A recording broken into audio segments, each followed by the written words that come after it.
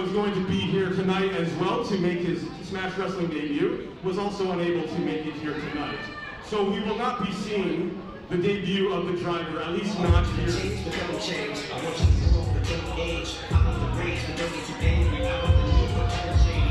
Well, this is an interesting turn of events, Blake, as Vikram Prasher makes his way to the ring in the middle of an announcement. The Punjabi prodigy not looking to make friends right out of the gate here. I saw this guy backstage before we came out here. The only thing higher than his potential is his opinion of himself. Definitely not short on ego or talent, Vikram Prasher, as he comes to the ring here, I guess to kick us off at AGS 9.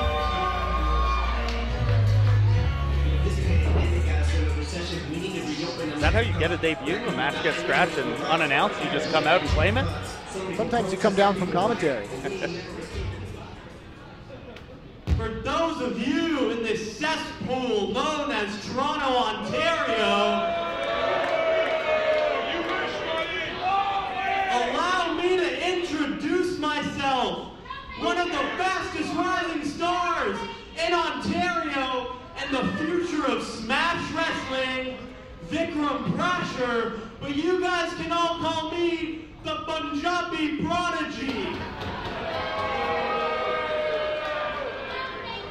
Now, I have a feeling you guys are a little upset because Smash Wrestling was advertising. They were hyping it all up.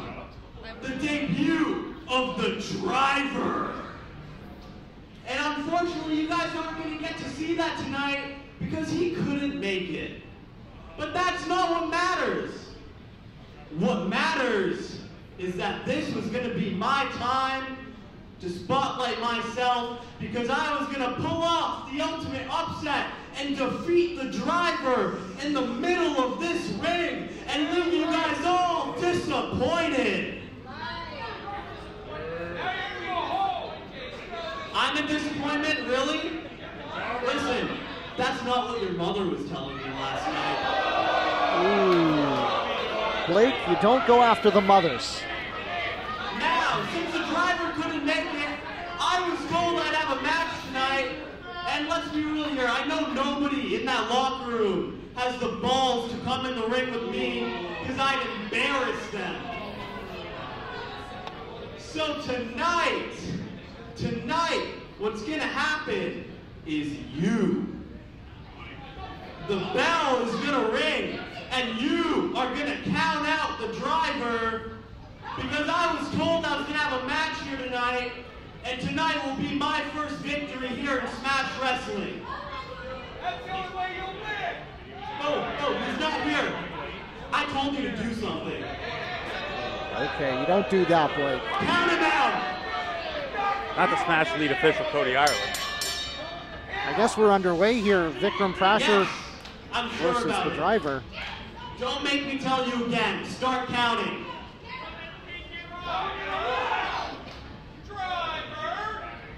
Yeah, I'm sure. Yeah, that's how you count. Come on, let's go. Come on, let's go. I don't think the driver's going to make this 10 count. Unless he drives very fast. Wait. A little slower than that. I want to milk this. I want to feel my victory in the grasp of my hands. I don't know if this is the hot open we were expecting there, Blake. 6. Quick and snappy. Come on, know your place and count 7. Referee Cody Ireland here. Patience of a saint. And what the hell are you doing? When I tell you to do something, you do it. You know your place. You're a referee. It is frowned upon to Count to 9.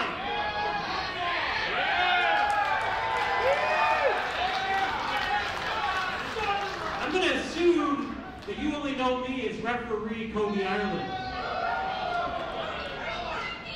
I think most of these people know me as referee Cody Ireland. But let me tell you something. Back in the day, I used to go by the name Cody 45. Blake. He said the thing. He did say the thing. That was part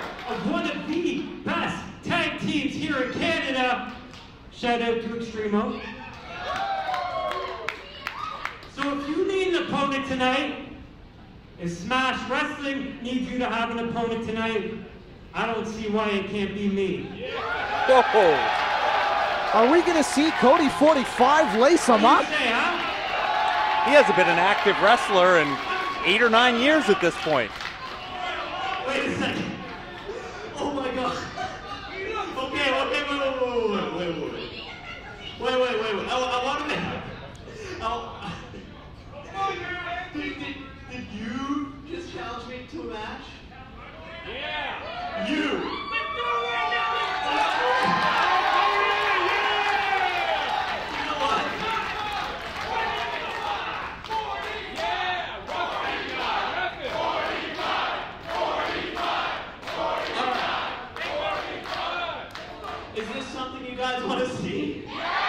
I think you know the answer to that one. Listen to this Rec Room crowd. I came here tonight to win a match, so you're on. Well, I guess let's get another referee out here then. There he is right there. We've got ourselves a match. The bell's already rung. Is Cody 45 going to wrestle in his referee gear? I want to see this. Okay. The bell's already rung. We'll go again, I guess. Cody 45, my goodness. Taking Prasher to school here early. Prasher might be a little on the young end. Whoa, big drop kick. Cody 45 still has the ups. A massive drop kick. Cody 45, this is a guy who has a pedigree in Ontario professional wrestling, and Vikram's about to learn a lesson, Blake. He's also a guy that I'd imagine taking all the guff you take from wrestlers over the years, this is about more than Vikram Prasher right here. This is going to be a cathartic return here. Cody 45. Whoa! Cody 45 with that, I guess we'd call that a reverse forearm. Prasher rethinking things here, taking a little breather on the outside. Wonder when it sets in that he maybe shouldn't have poked the bear. Now this is why you don't come to a wrestling show expecting a night off. Vikram Prasher thought that he was going to have the night to himself. Next thing you know, Ontario legend Cody 45 shows up, and here we are. Prasher reevaluating things here. Drop toe hold. And once again, getting taken to school. Big leg drop by Cody 45.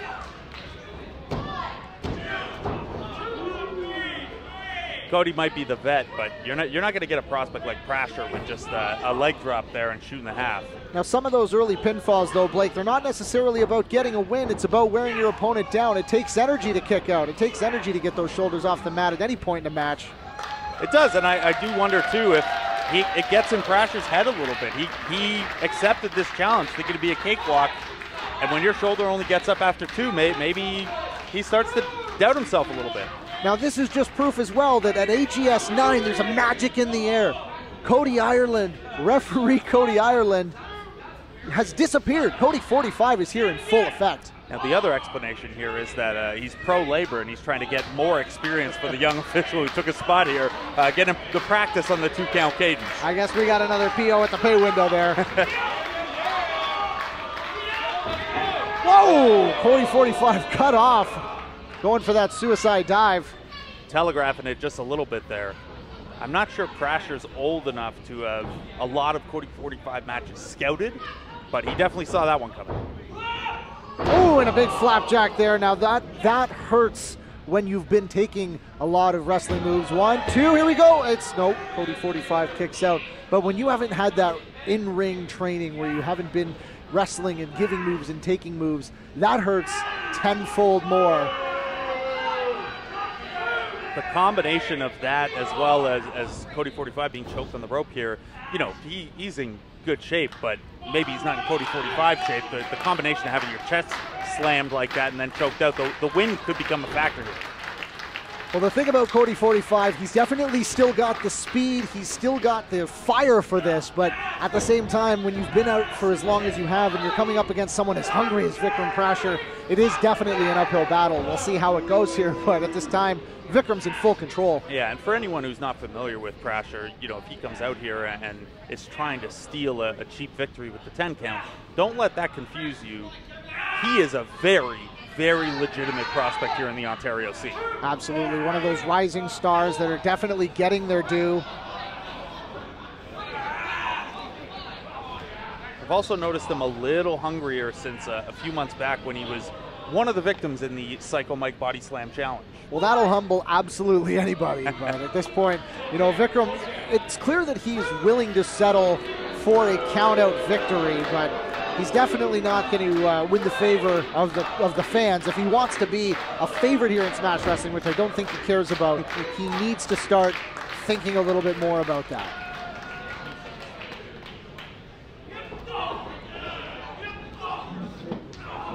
Cody 45 still showing some nice fire from underneath here, but Prasher cutting him off once again.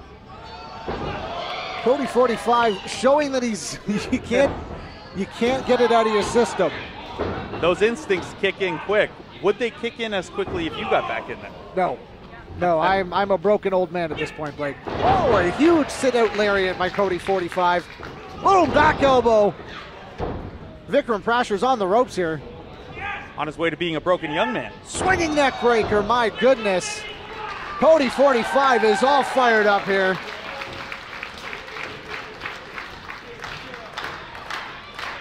Getting this Rec Room crowd behind him. My goodness, Cody 45 sends Prasher across the ring there. Uh-oh. Sends him to the apron.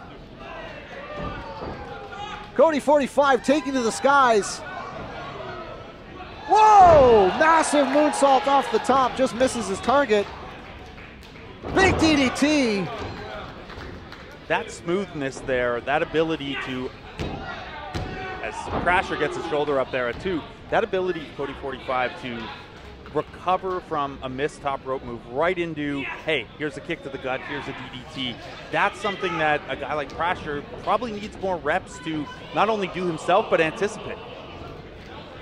There's very few things that Cody 45 has done lately, and it shows a little bit of that ring rust there, those loose ropes. I know that Cody 45 did wrestle in a lot of rings with cable, so that is one of those situations where once in a while you have the best intentions in mind, it just doesn't work out. But Cody 45 hasn't missed a step, it would seem. Has opened up a little bit of a window here for Prasher. That slip in the ropes there has allowed the momentum to change here. Prasher using a bit of his size advantage here.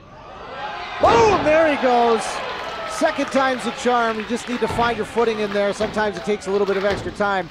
But the thing about Cody 45 is he's adaptable.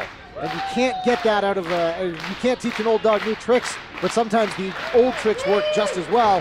And here we go, massive over the top. Tope there from Cody 45. We saw him try the springboard drop kick a second time. He had teased the suicide dive a little earlier, and here we see a second triad. Hell of a splat landing there. This is not a soft floor, cement floor, and Cody 45 seems to be up and back on his feet. And back to the skies.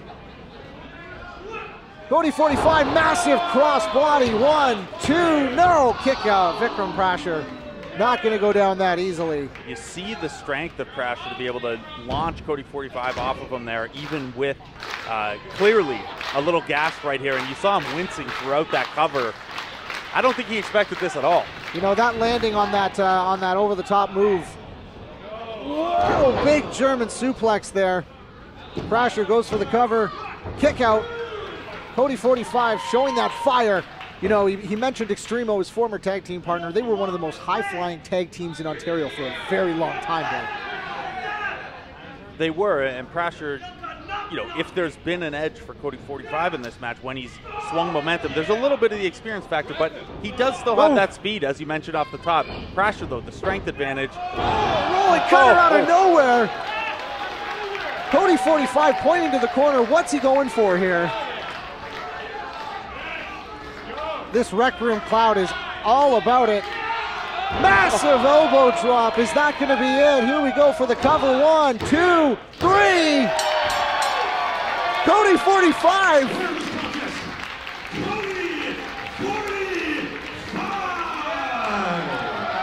Well, not sure we're going to see that same level of ego from Vikram Prasher anytime soon.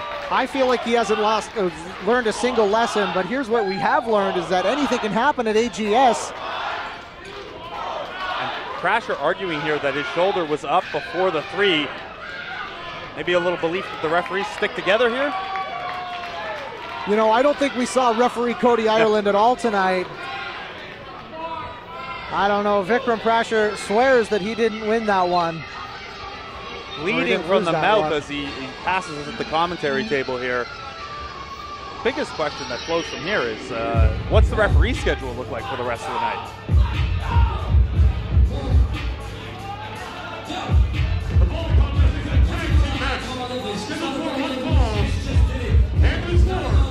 Smash Wrestling Tag Team Championship.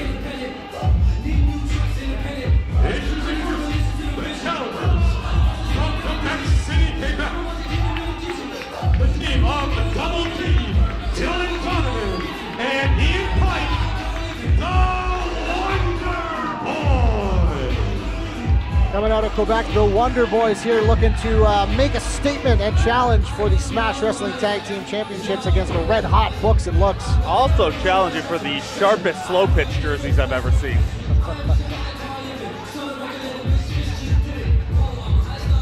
Now these guys obviously have a lot of swagger and you know they can back it up in the ring, but the disrespect for the officials continues here tonight.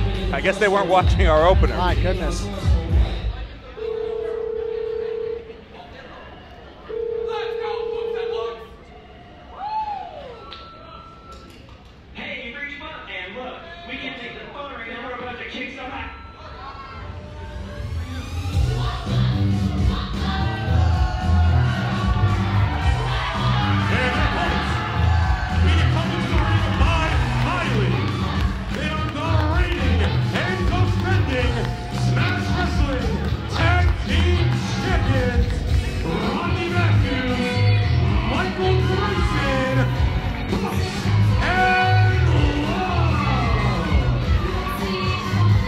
They weren't fan favorites before. Now that they've got the straps on them, Books and Looks, big ovation here at Rec Room. Some would call it an upset when Books and Looks defeated Halal Beefcake, but I would call it the result of lots of hard work, planning, and dedication.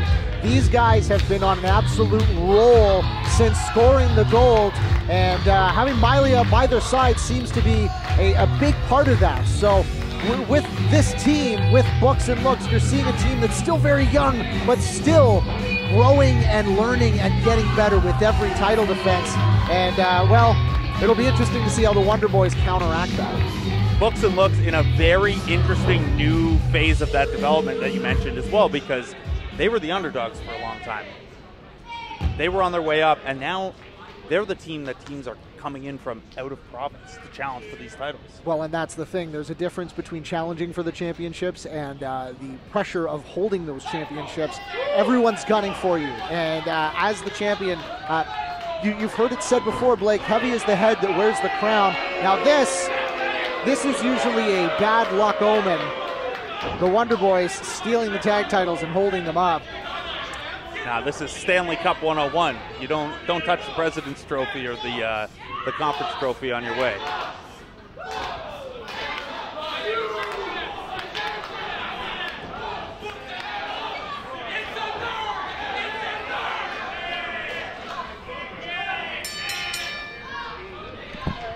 We're going to start off with Dylan Donovan and Michael Grayson here. Double D, Dylan Donovan. Some unkind words for Books and Looks ahead of this one. They let it be known in, not PG terms, what they were coming to do here with Books and Looks. Well, and the thing is that there's that arrogance, right? You're coming from Quebec City. There's a lot of talent that's coming out of the province of Quebec right now. And the thing about Books and Looks, they've got lots of learning on their side, but how much do they know about outside challengers? Ontario, British Columbia has a lot of talent, and if you're not doing your homework, I'm sure Michael Grayson is with some sort of spreadsheet, but if you're not doing your homework, it could come back to bite you. Those titles could go to Quebec. I'm a spreadsheet guy. There's nothing you can put in there that's going to prepare you for the speed of Dylan Donovan, especially coming off of that long series of matches with Halal Beefcake. Very different style here in the Wonderboys. Well, that's it. There's a lot of speed. Dylan Donovan here, he's got that quickness. That Halal Beefcake was more about power and wearing things down. And it looks like Rodney Matthews having a little fun at Dylan Donovan's expense. The one common thread between the Wonderboys and Halal Beefcake, though, no shortage of confidence from either of those teams.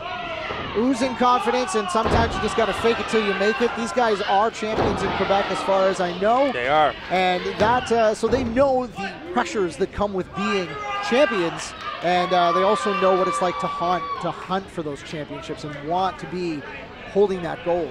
We see so far right now, Dylan Donovan got off to a hot start, but Michael Grayson's sound game plan. One thing Michael Grayson's been getting very good at is throwing those hands. Oh, but nothing can prepare you for a lung blower. Right into a senton over the top rope there from Ian Pike. 2 count there. Michael Grayson probably going to need to try to get Rodney into this match sometime soon. We're seeing the Wonderboys, as high-flying and high-ego as they are, doing a great job cutting off the ring early on here. Now, this is something that you don't see a lot in professional wrestling as well on this level is real tag team synergy. You've got a lot of guys who are 2 individuals, but in this case, you've got 2 teams that train together, work together, do everything they can to be as in sync as possible, and it's paying off on both sides. Oh my goodness, malfunction at the junction, and Rodney Matthews is in, big double clothesline.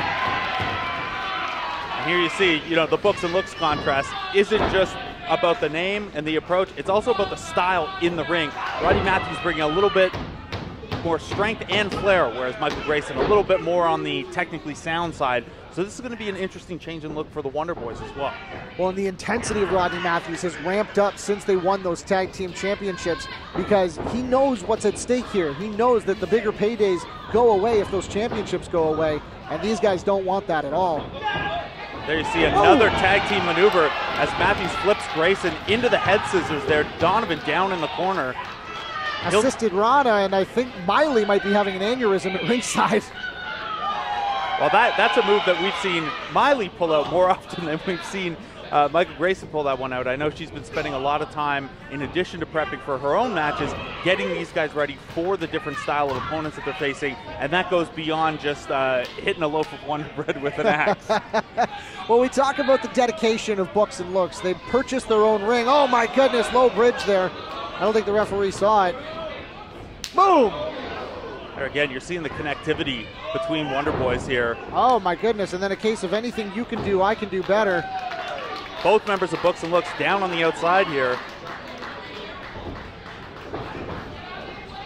Oh boy. Oh jeez. Oh-ho! There's no need for this now. Isn't there though? Wonderboys teasing a stereo move to the outside there maybe, and then focusing on Miley. They eat double drop kicks there for it, but I was talking to these guys before the show today. They told me they're not coming to Ontario just for gold.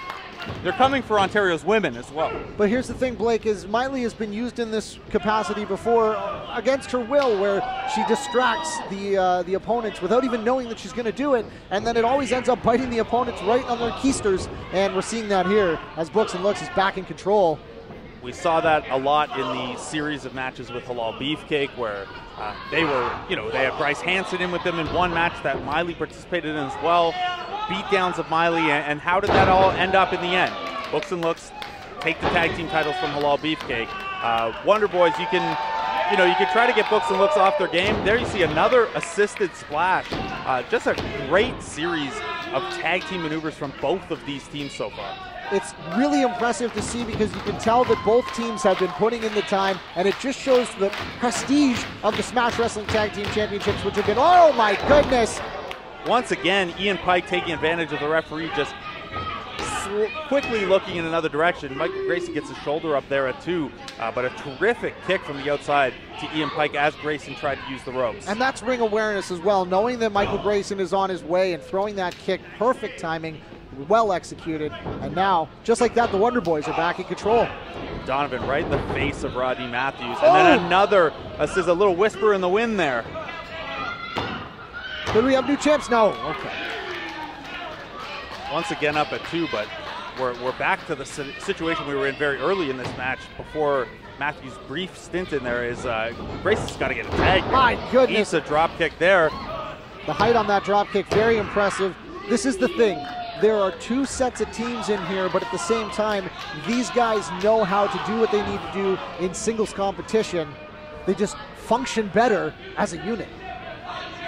They should do, and they're telling the rec room crowd here that there are new champs tonight. We'll see. Dylan Donovan very confident in it, though. That is not up to them, and they would not be the first ones to underestimate Michael Grayson, so they better get the job done first and then go from there. Oh my goodness!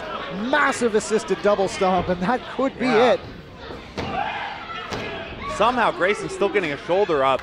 That's some pretty innovative offense, and you know, Pike not a massive guy by the standards of Smash's tag team division, but the ability to throw Donovan there into that pop-up double stomp, that's some fancy stuff. I'm enjoying what these guys are bringing to the table, even if I maybe don't agree with some of the extracurriculars. Big clothesline there too, mixing in a little power. There's 1, 2. Grayson still managing to get that shoulder up. Now, this is a mistake that I have seen teams make before. Michael Grayson is the nicest guy you will ever meet, but if you make him angry, you'll watch the face shift, and then next thing you know, it gets out of this world watching Michael Grayson get fired up. 3 ways to upset Michael Grayson. 1 is returning your library books late. 2 is underestimating him, and 3 we saw a little earlier when Wonderboys went after Miley. I think library books being late is number 1 on that list, though. Don't even talk to him about books unless you know exactly what you're talking about. I tried to explain about how I thought Moby Dick was a little bit too vulgar, and he stopped talking to me. There you see a pretty vulgar elbow, and then a boot to Donovan. Grayson trying to get out of the corner here. More double team work. Oh my goodness! And the double team work backfires on Wonderboys. I've already said malfunction at the junction. I'm not sure I can pull that one out again, but Rodney Matthews is apoplectic, but stay in the corner, kid. Yeah, Matthews needs to stay close to that tag rope so that Grayson can find him. But big turn of the tides there, at least enough to get Grayson to his corner, you'd hope here if your books and looks. Miley rooting him on as well. Now this is tough too because the Wonderboys need to get someone in that corner if they want to tag out as well, but at this point, they're just all over the place. Boom, big fire up. Big tag, there it is. Rodney Matthews comes in and he is on fire with those elbows. The freshest man in the match with the old bionic elbows there. And the crowd at the rec room is loving this. Corner to corner here on Pike and Donovan. And then Pike accidentally with a little assist there. Big bulldog lariat combination there from Matthews. He is a house of fire right now. Now that is a key of tag team wrestling as well, is knowing that double team moves work both ways. Yes, you can use your partner as a weapon, but at the same time, if you can use both your opponents as weapons, then you've really mastered tag team wrestling. I have a young nephew, and this is how I've gotten him into it, is throwing him around into other people. That's the way to get him hooked. That's what we're seeing a lot of in this match. And once again, Wonderboys with the tag team maneuver here to swing momentum back in their favor. Oh my goodness, what is this, an elevated? Oh my goodness, Liger bomb into a neck breaker. Rodney Matthews kicks out just barely. We almost had new tag team champions. Might have been a little controversy there if it had been 3, as both members of Wonderboys in on the pin there, but that was something else. It looked like maybe we were getting an assisted elevated pedigree or J driller there. Turns into a butterfly neck breaker. Oh, Michael Grayson out of nowhere. Off the top with a cross body there. Give Rodney Matthews a little bit of help, and now we're going to see what they can do with the tag team maneuvers. Boom, okay. The amount of tag team moves that we've seen in this match has been very impressive, and the assistance on those, everybody seems to be clicking, so this one's going to come down to whoever can hit the final shot. Bit of a shortened blue thunder bomb there from Rodney Matthews, but eats a kick in the corner from Donovan. Whoa, Michael Grayson, very good ring awareness, got Rodney Matthews out of the way and still had the wherewithal to get out of the way of the attack. Oh my goodness, a pedigree, that's gotta be it. Nobody kicks out of that. I don't believe Grayson is the legal man, so that's the one thing that's going to save books and looks here. I can't tell you who the legal man is. There's been a lot of chaos. Normally I'd say the only person capable of keeping track is Michael Grayson, but he's probably got the least idea of who's legal at this point. He did ask me to fill out a spreadsheet, but I spilled coffee on it, so. Oh no, another one. Miscommunication by the challengers. Donovan off the top there, taking out Pike. We've seen this before. Boom! The look mark, the Samoan drop into the neckbreaker 3.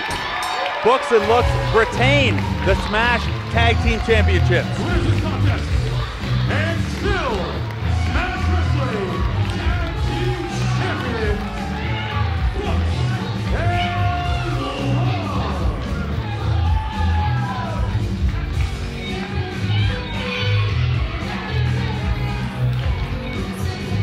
terrific performance from Books and Looks here, defending those Smash Tag Team titles.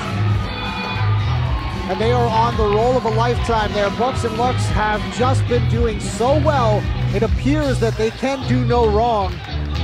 No rest for the weary, though, because I'd imagine they're going to head to the back and have close eyes on another tag team match later in the show that should have big implications in the Smash Tag Team division.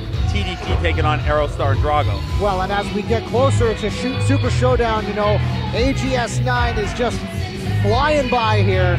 And we've seen some fantastic championship action, and there's still more to come. Carter Mason, long one of the fan favorites here at Smash Wrestling, but since our return in August, we've seen a bit of a different side of you. You got into it with fans, you got in the referee space last time we were in Toronto. What's been going on? It's funny you see a different side of me. I thought I was a fan favorite as well. You see, I've been seeing a different side of the fans. Maybe that's bringing out a different side of me. See, someone like myself who's laying on the floor in front of Gorilla 7 minutes before he has to go and fight Tristan Archer with food poisoning and almost wins, gets booed. But someone like Matt Cross, who picks and chooses when he shows up, is revered, is cheered anywhere he goes, you know. Maybe that's getting under my skin a little bit. Maybe I am a little bit frustrated, giving everything I have to this damn company and getting so little in return. So is this a different side of the King of the North that we're going to see at Smash Wrestling now? Different side, new side, or is it the old side where I just didn't give a shit? The following contest is scheduled for one fall.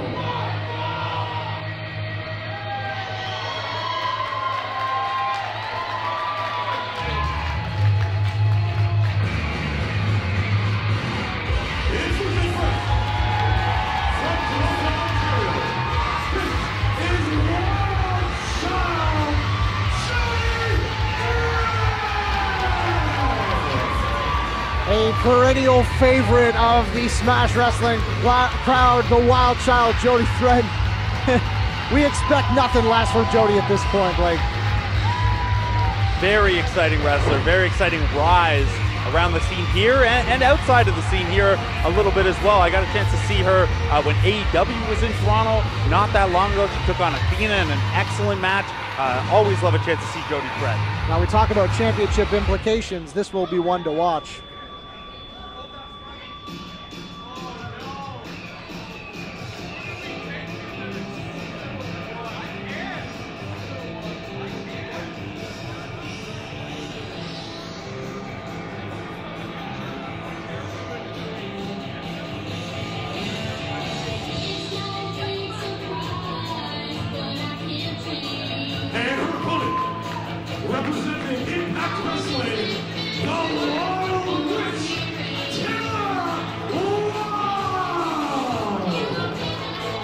Now we've seen a bit of a change in Taylor Wilde as of late, Blake, and it's been this slightly darker side that it's also got slightly. Well, you ever had a tarot card reading from someone where they flip it over and it's just her body slamming you 3 times? That's what just about every tarot card reading from the Wild Witch is. I was trying to be as diplomatic as possible to stay on her good side, but you're right. There's just a sadism about this this new Taylor Wilde that's absolutely insane. And this match with championship implications for women's champion Nikita, who is on vacation.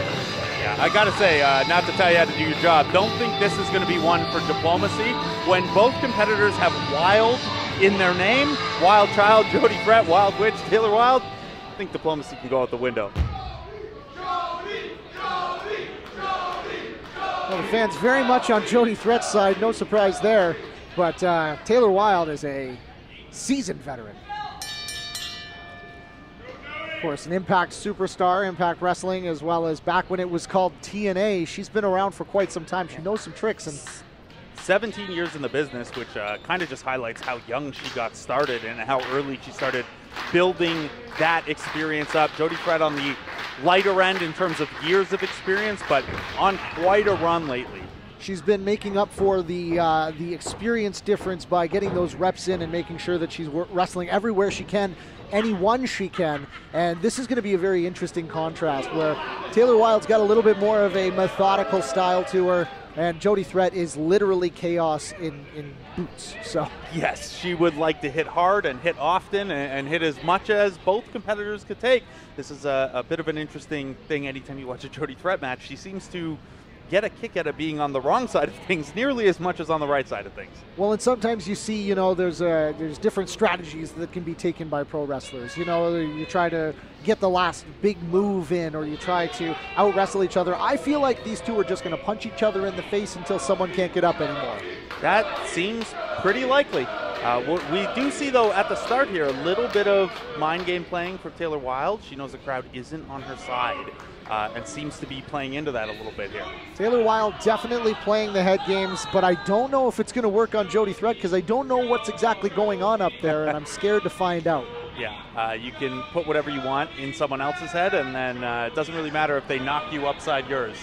Now we've got a test of strength here, and this is going to be very much a leverage situation. Two lighter competitors, and Jody Threat doesn't want those shoulders on the mat, so they're not going on the mat. They're not going on the mat, but quite the bend in the lower half there where, that the strength and that pop you need from your legs is almost like leg kicks in a kickboxing match. You're going to need that explosiveness a little later, so you can wear each other down here beyond just the finger pain if you ever did this with your younger sibling. Now we've got a bit of a stalemate here as I guess we call that an arm drag. Speaking of arm drags, Taylor Wilde goes over there and seems to be enjoying it. She's laughing it off, but I'm sure that she doesn't like being embarrassed in front of this raucous AGS 9 crowd. Oh! Eats a boot to the mouth there. Jody Threat ducks under, kick to the stomach, and then fires Wilde into the corner, follows with a clothesline. We're starting to see that physicality come out now. The head games have been put aside. At a certain point, you just need to throw hands and see what happens. Jody Threat is she could do this all night, and Jody Threat has been working on her cardio. Chasing chickens is the last I heard. Interesting. She catching them? I don't know where she found the chickens. I don't know what happened to the chickens. I heard she chased chickens. Huh. It's interesting use of your spare time. Speaking of spare time, as Threat goes for vertical suplex here with a little bit of a delay up top. A lot of bit of delay now. The strength of Jody Threat as Taylor Wilde is not moving. She could do this all night, I'm telling you, Blake. And she's squatting with her now. That's a little bit of showing off, but a little bit of getting the blood rush to the Taylor Wilde's head there. She's trying to laugh it off, but you got to think she's trying to get her bearings back about her, too. That massive delayed vertical suplex, all the blood running to your head. It's very easy to get discombobulated and figure out where you are. But again, Taylor Wilde just laughing this off. The amount Wilde's laughing here, I'm not sure she came into this match combobulated in the first place. So then she's on the same level as her opponent, but she needs a second, so she's pulling herself out of the ring there. Taking a little break here. Jody Threat's going to... Oh, slides after. Wilde gets out of the way. Not having that. Got a bit of a cat and mouse game here at the rec room as Taylor Wilde taking a little bit of a powder. Taking a page out of our Smash Women's Champion Nikita's books with just taking a little bit of a rest, eh? Sure, just hiding. Why not? I did get a chance to speak with Nikita earlier in the week. Pretty much laid it out, hey, she's better than everyone in Smash Wrestling. She's beaten just about everyone in Smash Wrestling. She did tell me she's keeping an eye on this, but someone's going to have to impress her in these women's matches we have this weekend over AGS 9. She needs to realize that the Smash Wrestling Championship Committee decides who's impressive, not the Smash Wrestling Women's Champion. I mean, you saw the video earlier. You take the martini glass from her and you tell her that. Now, Jody Threat is in trouble here. We're at 9. She's in the ring, though. Okay, the referee stops his count. She took a drop toe hold, Jody Threat did, on the stage from Taylor Wilde, and Taylor Wilde throwing that boot in there. No, and 2 knees right to the back there, and Jody Threat hanging by her boots. Nearly hung up by her feet there in the top rope. Falls out of it. Not sure that's going to help her a ton here as Taylor Wilde continues to go to work. This could be it. No, it's going to take more than that. You need to get across the shoulders of Jody Threat. She's got very powerful legs, so just laying on the stomach and hooking the legs, not going to get the pin done. Back to the rope work here from Taylor Wilde, choking Jody Threat across that middle rope there, using the full 5 count from the referee. And that is a seasoned veteran maneuver, as you know the cadence of the referee's count by this point in the match. You know when that 4 is about to turn into a 5, and you abuse that.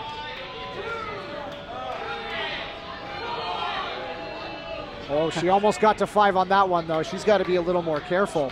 Basically daring him to count to 5 at that point. Imagine being the referee that disqualified Taylor Wilde. We saw what happened a little earlier in the night when people pushed the referees a little too far. Not sure we're going to see that in this one here. But Taylor Wilde, all 3 of the 4 sides of the ring so far using the full 5 count. So the problem with Taylor Wilde here is that she's spending more time now with the referee than she is on someone who is, I mean, the definition of a whirling dervish in Jody Threat. You take your eyes off Jody Threat for too long and she's going to hurt you. Yeah, that's a powder keg of momentum there if Jody Threat gets even an inch here to turn the tide. Massive vertical suplex though, and Taylor Wilde hangs on. So we saw the delayed suplex from Jody Threat earlier, and now into a front head and arm choke. Now the referee needs to be careful with this to make sure that it doesn't turn into a windpipe choke. Blood chokes are legal, but if that forearm goes across the windpipe, that is an illegal hold. Interesting to see Wilde using a little bit of submission grappling, a little bit of MMA to her style there, because that's something that would play very well against our women's champion, Nikita. Taylor Wilde though, just dragging her nails across Jody Threat's back. Then she checked under her fingernails. My goodness. Wilde evading the corner attack there, and now has got Jody Threat by the hair. Smashed her head first into the turnbuckle. Credit to Taylor Wilde as well, because it's very easy to get overwhelmed by Jody Threat. She's a lot. But Taylor Wilde seems to be settling into her pace now, and she's just not letting Jody Threat breathe, which is exactly what you need to do against someone like that. But taking the time to pose, probably not the best strategy. Ropes, turnbuckles, her legs, front head and arm choke. The strategy here is pretty clear. Make sure Jody Threat can't have that explosive momentum turn. Kicks out at 2 there, though. Taylor Wilde also adapting here. As you can see, she's leaning further back on her pins, making sure that she's got that weight distributed across the shoulders of Jody Threat. You mentioned earlier Taylor Wilde coming to us here at Smack from Impact Wrestling. Jody Threat actually trained under Impact Wrestling champion Josh Alexander, who... Oh, now we're seeing a bit of a crossface here. There, yeah.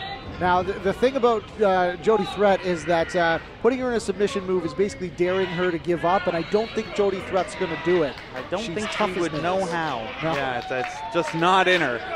We will see, though, can she use that strength to push herself toward the ropes here and get a rope break? Because she is pretty close to the center of the ring. Rolls Wilde over. No!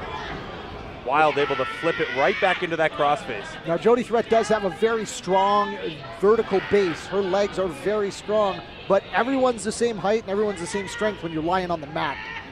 When you're lying on the mat, and you know, we mentioned Taylor Wilde spent most of the match trying to cut off the airwaves of Jody Threat. That crossface gets right across the nose there. When you're already not breathing well, that's not going to make it any easier, that's for sure. Taylor Wilde as well, clearly been working on her strikes. She is throwing for the win here. Jody Threat, speaking of throwing for the win, those forearm shivers, insanity. Oh, drop toe hold into the middle rope here. Here comes Jody Threat. Massive double knees into a German suplex. And this is exactly what we warned about. Jody Threat in an instant, too. Maybe stacked Wilde a little too much there, made it a little too easy to roll over. That was not a kick out, that was a survival roll, and Taylor Wilde just squeaked out of that one with one shoulder up. Yeah, and this is where you question Wilde going back to the striking game. She was having a lot of success with the submission and ground-based game. As soon as she got back into the striking game, Jody Threat able to turn the tides. Now Jody Threat's got her up here. Looks like she was going for a burning hammer, which would have been lights out for Taylor Wilde. Ooh, massive neck breaker. And just like that, Taylor Wilde back in control in this match. Stacks up Jody Threat. 1, 2, oh, almost 3. That was 2.8 there, Blake. Yeah. If Taylor Wilde hadn't taken the moment there to taunt for the crowd, to light her candles, whatever it is the Wild Witch does as she's you know, channeling what she's doing ahead of this match. Could have had a 3 there. Taylor Wilde going for a German suplex of her own, but you don't German suplex Jody Threat. Jody Threat German suplex is you. And standing switches here. Going for an O'Connor roll, but Jody Threat hangs on. Oh my goodness, massive lariat. Jody Threat is firing on all cylinders here. It's got her up now into an airplane spin. Into a blue thunder bomb out of nowhere. 1, 2, 3, that's it.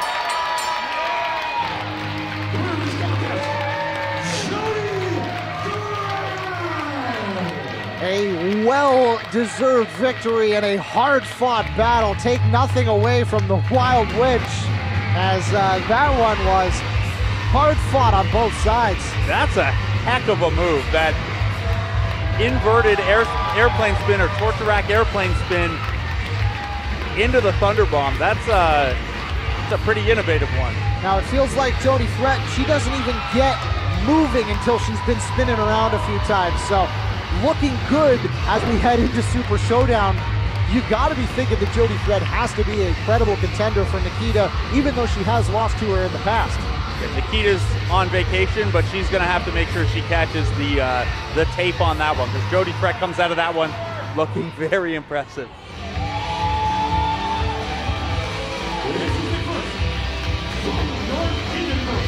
Weighing in at 175 pounds, the guy,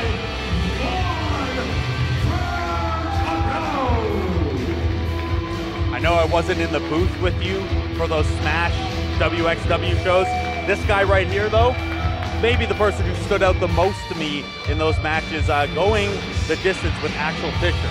Absolutely a star-making performance for the V guy, but he's had a rough few weeks. He's undergone some surgical procedures and he's not at 100%. I talked to him, I said, Vaughn, how are you going to do this? What are you going to do? And he says, don't worry, the V guy will make it happen. Yeah, still not entirely clear what the V guy means, but hey, he's got 2 of them in the name, don't question it.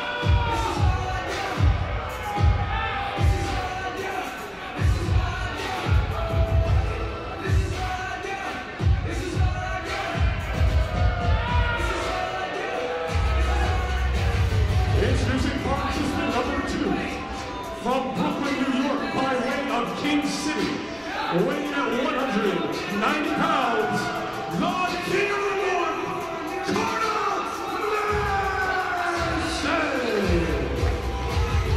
A chip on the shoulder of Carter Mason, which seems to be getting bigger and bigger, and Carter Mason showing up here hopefully to pull off a much-needed victory after a string of bad luck.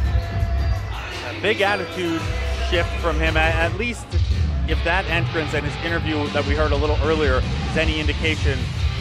A little fed up that the Smash Wrestling faithful haven't gotten quite behind him. Introducing participant number 3, from Liscarell, Ontario, weighing at 202 pounds, the Young Lion, Bryce Hansen is a guy with a lot of upsides, and when you say Young Lion, we're not just saying that. 18 years old. Yeah, we'll get into more of where that Young Lion name comes from as this match gets underway as well, I'm sure.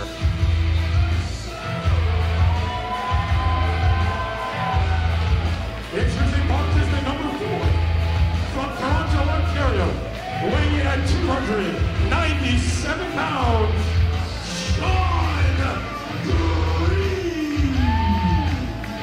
Now, Blake, you can't have an AGS without the heart and soul of Smash Wrestling. And unfortunately for the other 4 competitors in this match, the heart and soul of Smash Wrestling is in 297-pound John Greed. Day 1 with Smash Wrestling, John Greed. It is the night of the Royal Rumble. I wouldn't be surprised if we see a little 3 or even 4-on-1 to try to get John Greed neutralized in this elimination style match early on. The sooner you get John Greed out of the match, the better. John Greed is absolutely a threat and should be considered as such.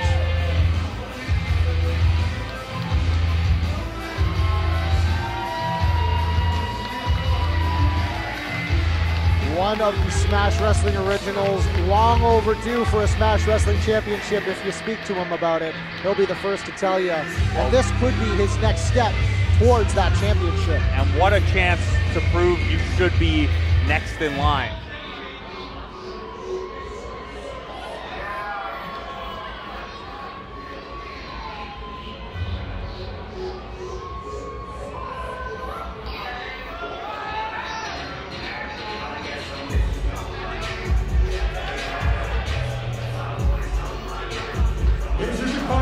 Number 5, from North Tonawanda, New York, weighing at 521 pounds.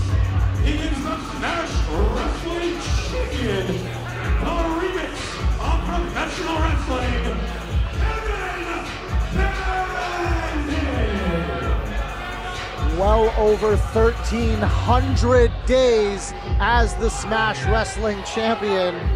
Kevin Bennett makes his way to the ring, and he's feeling untouchable, but there's a lot of hands and feet coming his way tonight. You mentioned John Greed thinks that championship gold in Smash Wrestling could be his next step. You've got a young upstart in Bryce Hansen, a couple other guys here in Vaughn, Vertigo, and Carter Mason, who would probably like to use this match as a jumping pad to being next in line for Kevin Bennett's title. Well, and Kevin Bennett's got nothing but challengers here. That's what happens when you're on top of the mountain. But it really is going to be interesting to see how this goes in terms of Super Showdown. All you need to know about Kevin Bennett's tenure in Smash and relationship with the Smash Wrestling fans is he's close to a day one guy, almost 1,400 days as champion, and this crowd is just not having it.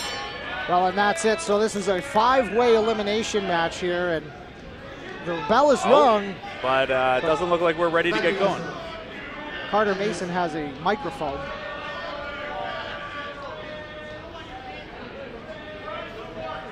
I'm not hearing you. I'm not hearing you.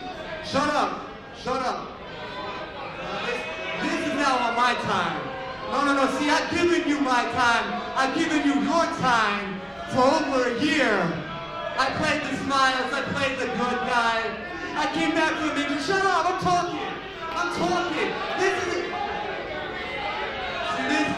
is exactly why I'm denouncing my Canadianship and why I hail and now reside in Brooklyn, New York. See, I'm done with Toronto, I'm done with the Six. Y'all been fake since I've been here. Lord of the Rings, forget y'all. I put on for Smash Wrestling since the day I joined the roster. Y'all need someone to fill the main event? Y'all need someone to main event? Who is it? Carter Mason. Steals the show. 10 out of 10 times I deliver. Why? Because I'm him. Shut up, bro. Shut up. You talking, but I can't hear you. You talking, but I can't hear you. Shut up. Sit down. Sit down. Now, everything I put in, I can't get an attraction match. I'm what? I'm in a multi-man filler. With who? With who?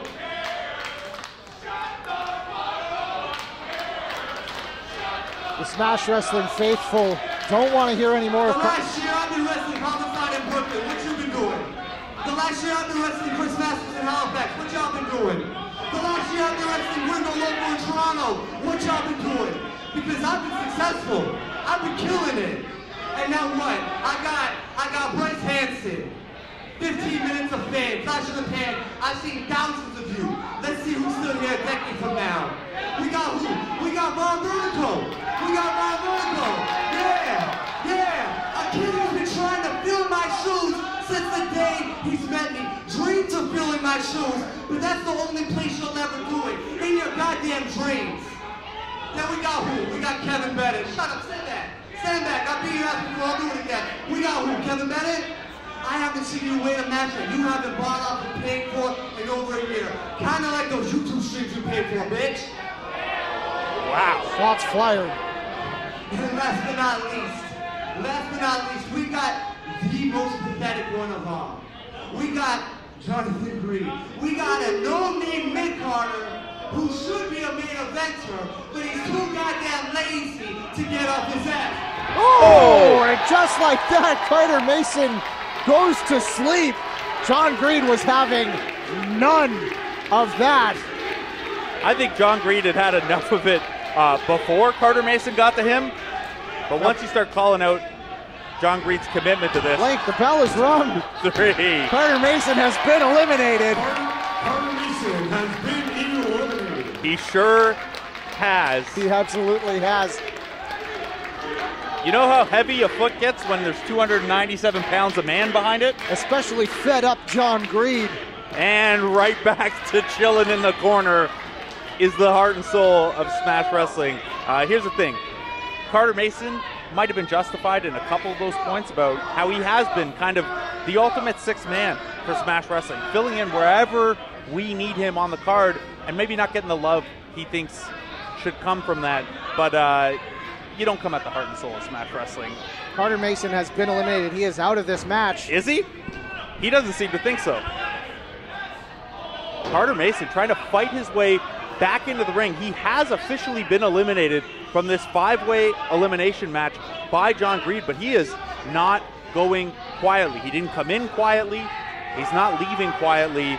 What we thought was a 5-way elimination match, now more or less down to a 4-way elimination match. From the get-go, multiple Smash Wrestling staffers having to get the King of the North, Carter Mason, out of here. Wonder if he drops that nickname at some point too, since he did just denounce his Canadian citizenship, denounce his affiliation with Smash Wrestling, saying he's put on for Smash Wrestling long enough with no love returned. The Rec Room crowd here in Toronto wishing him goodbye in the way only a wrestling crowd can.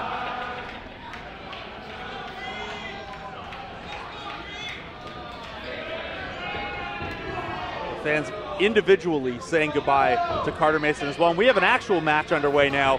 Kevin Bennett taking a siesta, but as we expected, some of the smaller men in this match teaming up on John Greed. We've got Vaughn, Vertigo, and Bryce Hansen both trying to take it to the near 300-pounder here, but Greed throwing them off one at a time. They're going to need not only all the teamwork the two individuals can muster, but maybe also Kevin Bennett to come back from wherever he's gone, because he's taking a little bit of a break here too. That's Blake, the last thing we need is Carter Mason assaulting a member of Smash Wrestling staff, but Kevin Bennett is up at the bar taking shots. Oh.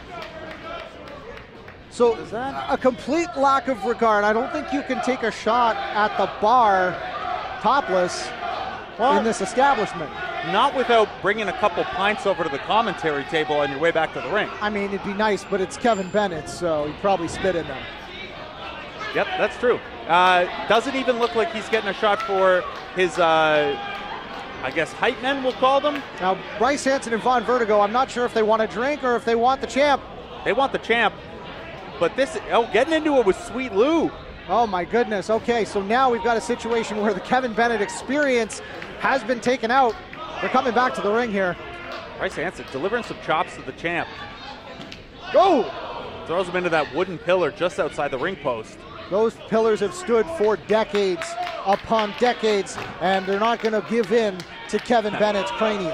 This is a tough one if you're Vaughn Vertigo and Bryce Hansen, because I absolutely understand wanting to take your shot at the champ, get the crowd behind you, and prove a point to Smash Wrestling that you can hang with Kevin Bennett. However, the best strategy in this one, I still think, would be the three of these guys outside of the ring right now, getting John Greed out of this thing, and then going head-to-head to head.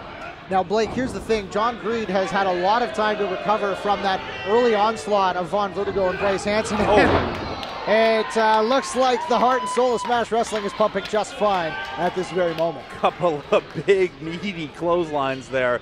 The Kevin Bennett experience trying to regroup while John Greed goes to work on Hansen and Vertigo here. John Greed squishing the young lion, squishing the V guy, just having his way at will with whoever he wants out there. And how about Carter Mason trying to get back into that match? Yeah, what? I don't know what the point of all that was. I don't think you can ask back into the match. Maybe his point was that he shouldn't have been eliminated because he was trying to talk on the mic before the bell rang. That's just a guy who is very disgruntled. I know. That's the problem. The Kevin Bennett experience here, trying to help him out with John Greed. This is a good way to get yourself popped by John Greed, who has some of the fastest hands in Smash Wrestling, especially for a man who tips the scales at 300 pounds. Whoa! Oh and boy, big Lou's up. Sweet Lou up. He's got them both up. Oh, he's God. got the entire Kevin Bennett experience, except for Kevin Bennett, up here. We've seen this from John Greed before. My goodness! Samoan drop slash fall away slam.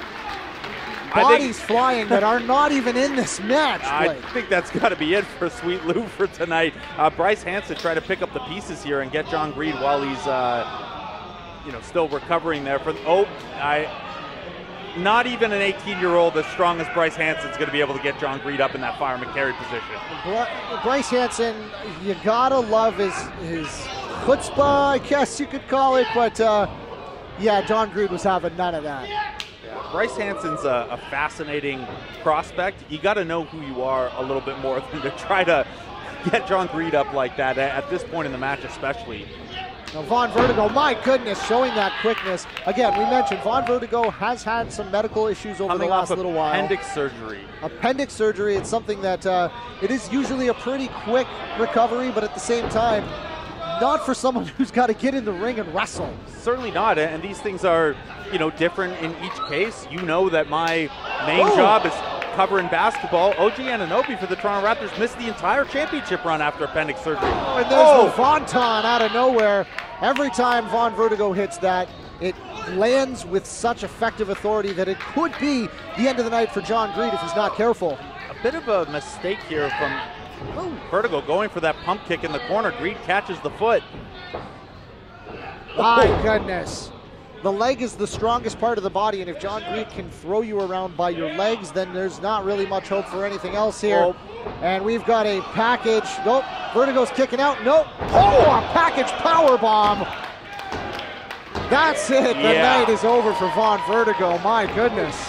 Vaughn Vertigo has been eliminated. Kevin Bennett trying to pick the bones here after John Greed with that elimination of Vaughn Vertigo.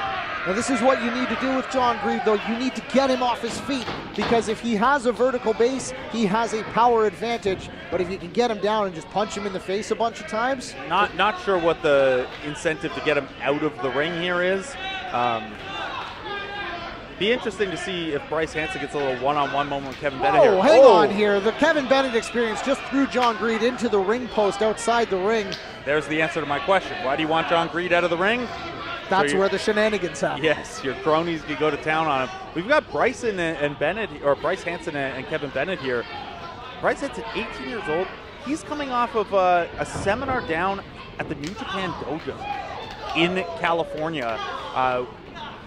Maybe not there yet at just 18, but it's going to be interesting to see how he stands up to the Smash champion here. But this is a young man who's been showing nothing but potential. Any position that Bryce Hansen's been put in, he's rose to the occasion, and he's literally got the Smash Wrestling champion on the ropes right now. He is 1 3 count away from gotta be close to #1 contendership. Oh, a massive drop kick. Yeah, that delayed drop kick in the corner. Hansen now going for, whoa! Quite the Northern Lights with the bridge. Now, in one New Japan seminar, you're not going to learn that sort of bridge and that sort of neck strength. So that's something that you can tell Bryce Hansen has been working on. This man eats, sleeps, and breathes professional wrestling. Blake, he brought a championship belt to his high school graduation. Well, that's better than a prom date, I guess.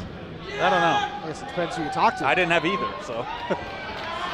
Bryce Hansen here, sitting in on that Boston Crab. John Greed nowhere in sight. If Kevin Bennett taps out here, there's very, very heavy implications on that. As the Kevin Bennett experience get in the ring, and this is more of the same. Par for the course, pulling Kevin Bennett out of the ring here. So Bennett obviously didn't submit there, but here's a question for you. Kevin Bennett has a huge title defense tomorrow as part of AGS 9 in London. Wouldn't it make sense that even if it put Bryce Hansen in your contention window to live to fight another day when you've got a title defense tomorrow? Kevin Bennett's ego doesn't work in conjunction with Kevin Bennett's senses. So the fact that that would probably be a good self-preservation technique is not the idea that he wants, but I think he's overwhelmed at this point. And if you've got the goons, He got him up. Oh my goodness. He's down again. He's up again. Oh my goodness.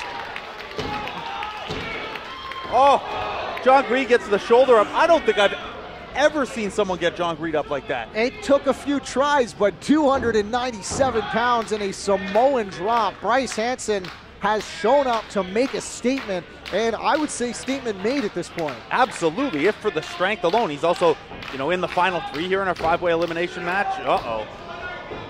That might be the end of the statement here. Oh, sit out pile driver there. John Greed going for that 1, 2, 3. Bryce Hansen, your night is over. Oh! And Kevin Bennett just kicked John Greed right in the face. Shades of Randy Orton there with the punt kick to John Greed. Whoa, my goodness.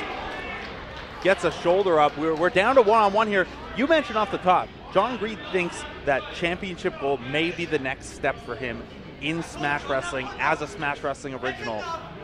This 5-way elimination match is down to John Greed and the champ. And it's going to go one of 2 ways. Kevin Bennett, and so now this shouldn't be allowed. This is now a one-on-one competition. Disqualification rules should apply, but a loophole in the system with it being a 5-way match just has anything that Kevin Bennett wants happening here. Looks like John Greed's about to eat that Smash Wrestling Championship to the oh no, Sweet Lou. Sweet Lou eating it instead. Big mistake. Oh my goodness. Big kick from John Greed. Now John Greed is throwing hands. Oh no. A blatant low blow behind the referee's back. And John Greed. Kevin Bennett steals another one.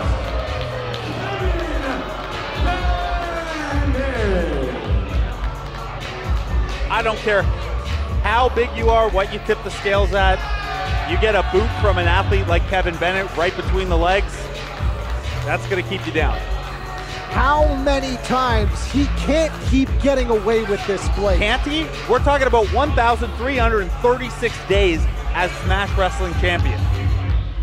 Now it's AGS. Oh, Kevin Bennett wants a microphone now. That's just what we need, is to hear the champion speak. Last time I was with you at Smash Wrestling, I bemoaned that he wasn't here. I regret it. You guys honestly think there's any chance that this belt is leaving me and my waist? Do you guys honestly believe that?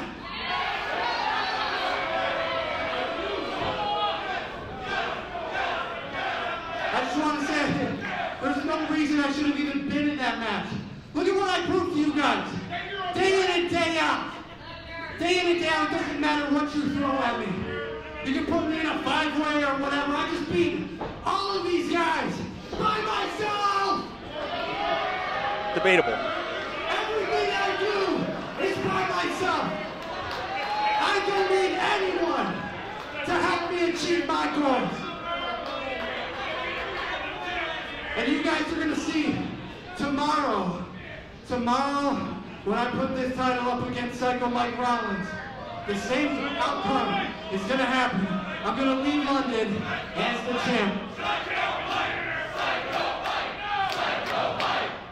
I don't believe the rec room agrees with him, Blake. Hilarious. It's funny, like, I duped all you guys. It's hilarious. I did a Q&A earlier, right? I did a Q&A. They asked me to come out and answer questions to a bunch of idiot fans with the dumbest questions I've ever heard in my life. And I made all you people believe that I was a nice guy. I made you all believe that I was a good dude. And then I made this for all the right reasons. But I just want to let you guys know that is not the case. I am a rapper. I am a producer. I'm an audio engineer. I am a professional wrestler. But most importantly, I am the Smash Wrestling Heavyweight Champion, baby.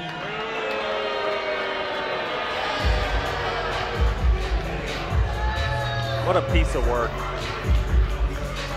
Well, Kevin Bennett's day will come, because it comes for everyone, but another victory by hook or by crook, heavy on the crook. 13-36 for the Smash Wrestling Champion and his traveling circus of goons.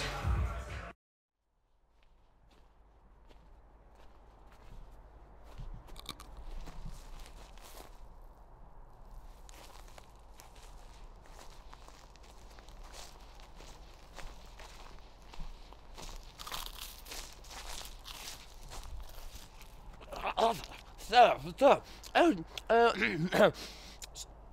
I am but a simple monk. Please help me. This woman needs help. She's in danger.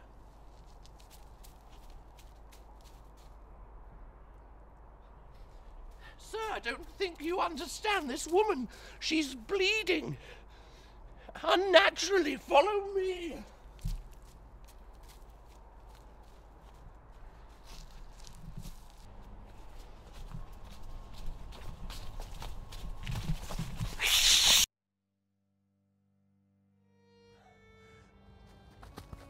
You idiot! I'm not a monk. I'm Charles Crowley. You fell for the oldest trick in the book, the old biscuit monk. You're so stupid. You must be part of Smash Wrestling. Oh, I found a spy, a Canadian spy. Well, tell you what, I've got some information for you. Go back to Smash and tell them that I beat 2 of their hometown heroes. Charles Crowley is undefeated at Smash Wrestling, and I'm coming back. And when I do, I'm going to defeat your favorite import too, the king of Disney strong style, Shigehiro Irie. And once again, Manic Michael, 4-0. Oh, doesn't that sound good? And when I win, I'm gonna do this sing and dance. Oh, boopity-doo, Charles Crowley wins. Once again, not surprising, I see. Big, strong boy with big package. Well, not now, obviously, it's cold. What do you mean it's always cold in Canada? Ah!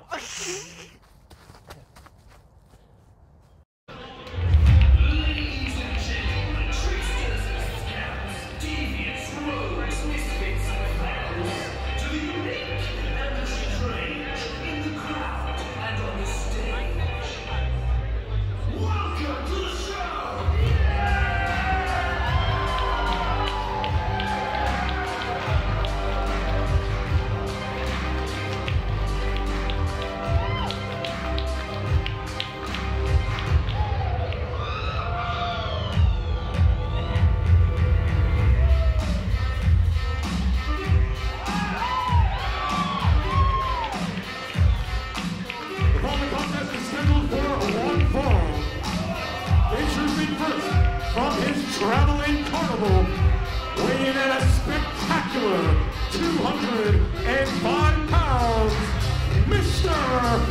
Charles Crowley. I'm going to be very careful with my words, Blake, because Mr. Charles Crowley took exception to things I've said about him in the past, but here he is. How in the world does someone who refers to themselves as a spectacular twat get upset about what anyone else says about them? I mentioned something about having a taste of him, and it was just a lapse in judgment, Blake, we'll call it that. But Charles Crowley looking a little worse for wear here. Yeah, they've got those ribs taped up. Shout out to Diamond Dallas Page.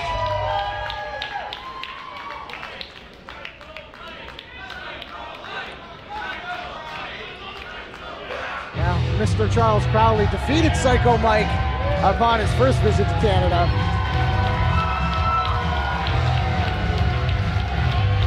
And his opponent from Psychoville, weighing in at 235 pounds, Psycho Mike! Now you'll remember that Charles Crowley's victory over Psycho Mike, a bit of an asterisk. Now, the Baron of the Body Slam, as he asked me to call him here today, is coming into this with everything to lose at this point, Blake, because he has a Smash Wrestling Championship opportunity, but if he doesn't fall off the ledge of the stage first, he made it to the ring every time. All right. There are a couple ways to look at this one, right? He's got a big title match tomorrow. This is a heck of a tune-up against a good competitor. But you also have to be careful, and I'm not sure that Psycho Mike at the best of time has his own best interests at heart. Could be a scenario here where Charles Crowley does our champ Kevin Bennett big favor headed into tomorrow at AGS 9 in London.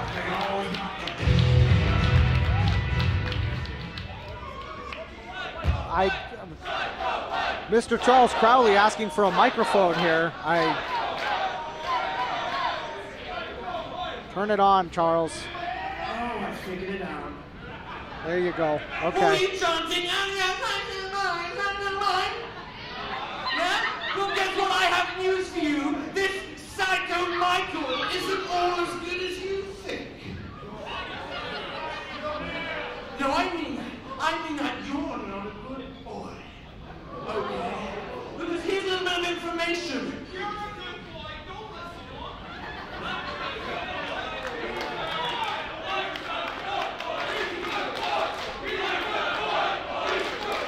Stop coughing. No, Mike is a bad boy, and you know why? 4 months ago, he hit me with a body slam. No!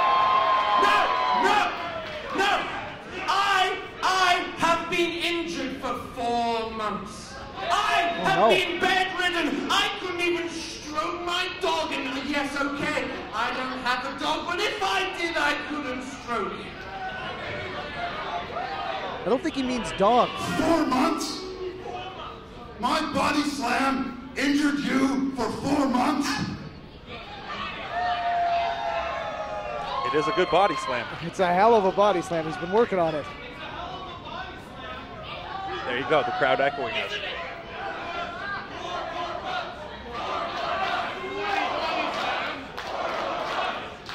This crowd is sick sometimes, Blake. Sick. I know my body slam is a super effective maneuver, but 4 months?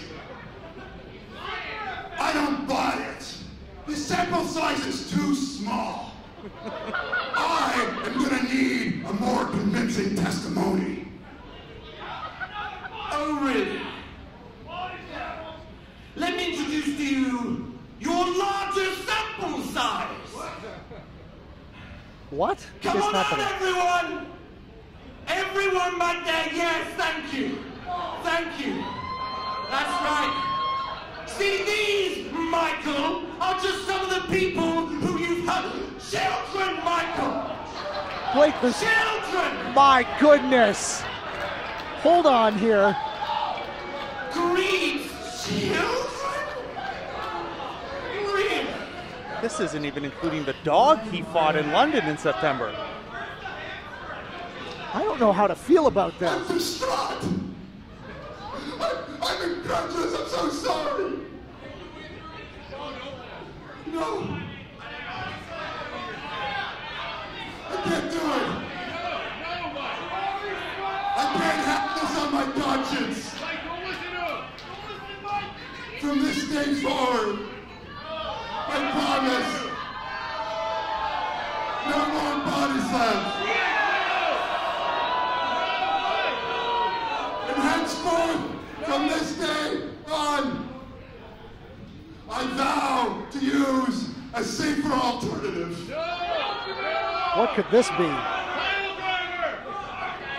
Well, I suppose we'll find out. I don't... So Psycho Mike is swearing off the body slam the night before his championship match. Here's the thing. The body slam isn't dangerous because it's a body slam. It's dangerous because Blake, children. It's dangerous Children. because Psycho Mike is the one delivering them. I don't think that any move is going to be any safer if it's coming from Psycho Mike. Did you see the kids, Blake? Think of the children. I did. That's a lot. We saw our tag team champions, Books and Looks. We saw women. We saw children. John Greed. And again, not here probably because he's still injured. This guy wrestled a dog a couple months ago. Psycho Mike has a very firm headlock on here. Who's safe? Is that the new move? Is it the headlock? We don't know. Are we going to get a who wants to see a headlock? I don't know if the crowd would. Well, Mr. Crowley doing a headstand, showing impressive core strength for. Oh, there it goes. Yeah, there are the ribs. Yeah, you got to keep that core strong. What have you got if you don't have your precious body slam? So now Psycho Mike, this is the problem. He's going to go for the body slam here, but he doesn't. He's vowed to no longer do the body slam. It's got to completely change its strategy right as the match starts. for, you know, to the extent that you think Psycho Mike came in with the strategy. Psycho Mike built up so much there. Now, Psycho Mike, more than just a body slam, but our Smash Wrestling champion, Kevin Bennett, accepted the match tomorrow at AGS 9 in London against Psycho Mike. What did he just call for?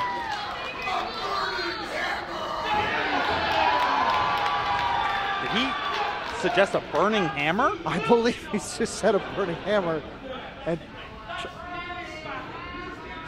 I don't think that Psycho Mike has a good handle on either what a burning hammer is or the safety level of different moves. I feel like Psycho Mike's safety manual is a little out of date if he thinks a burning hammer is safer than a body slam. Whoa! He's now asking Charles Crowley to let him do the burning hammer. This is a growing period. Oh my God, this is a growing period for Psycho Mike. He's got to find a new move the night before a big championship match. I feel like Psycho Mike might start crying here. Oh!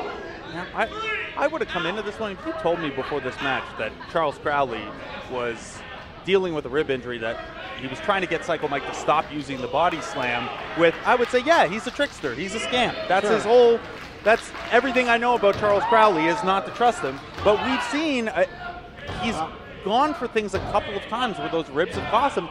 I think he's legitimately hurt from that body slam.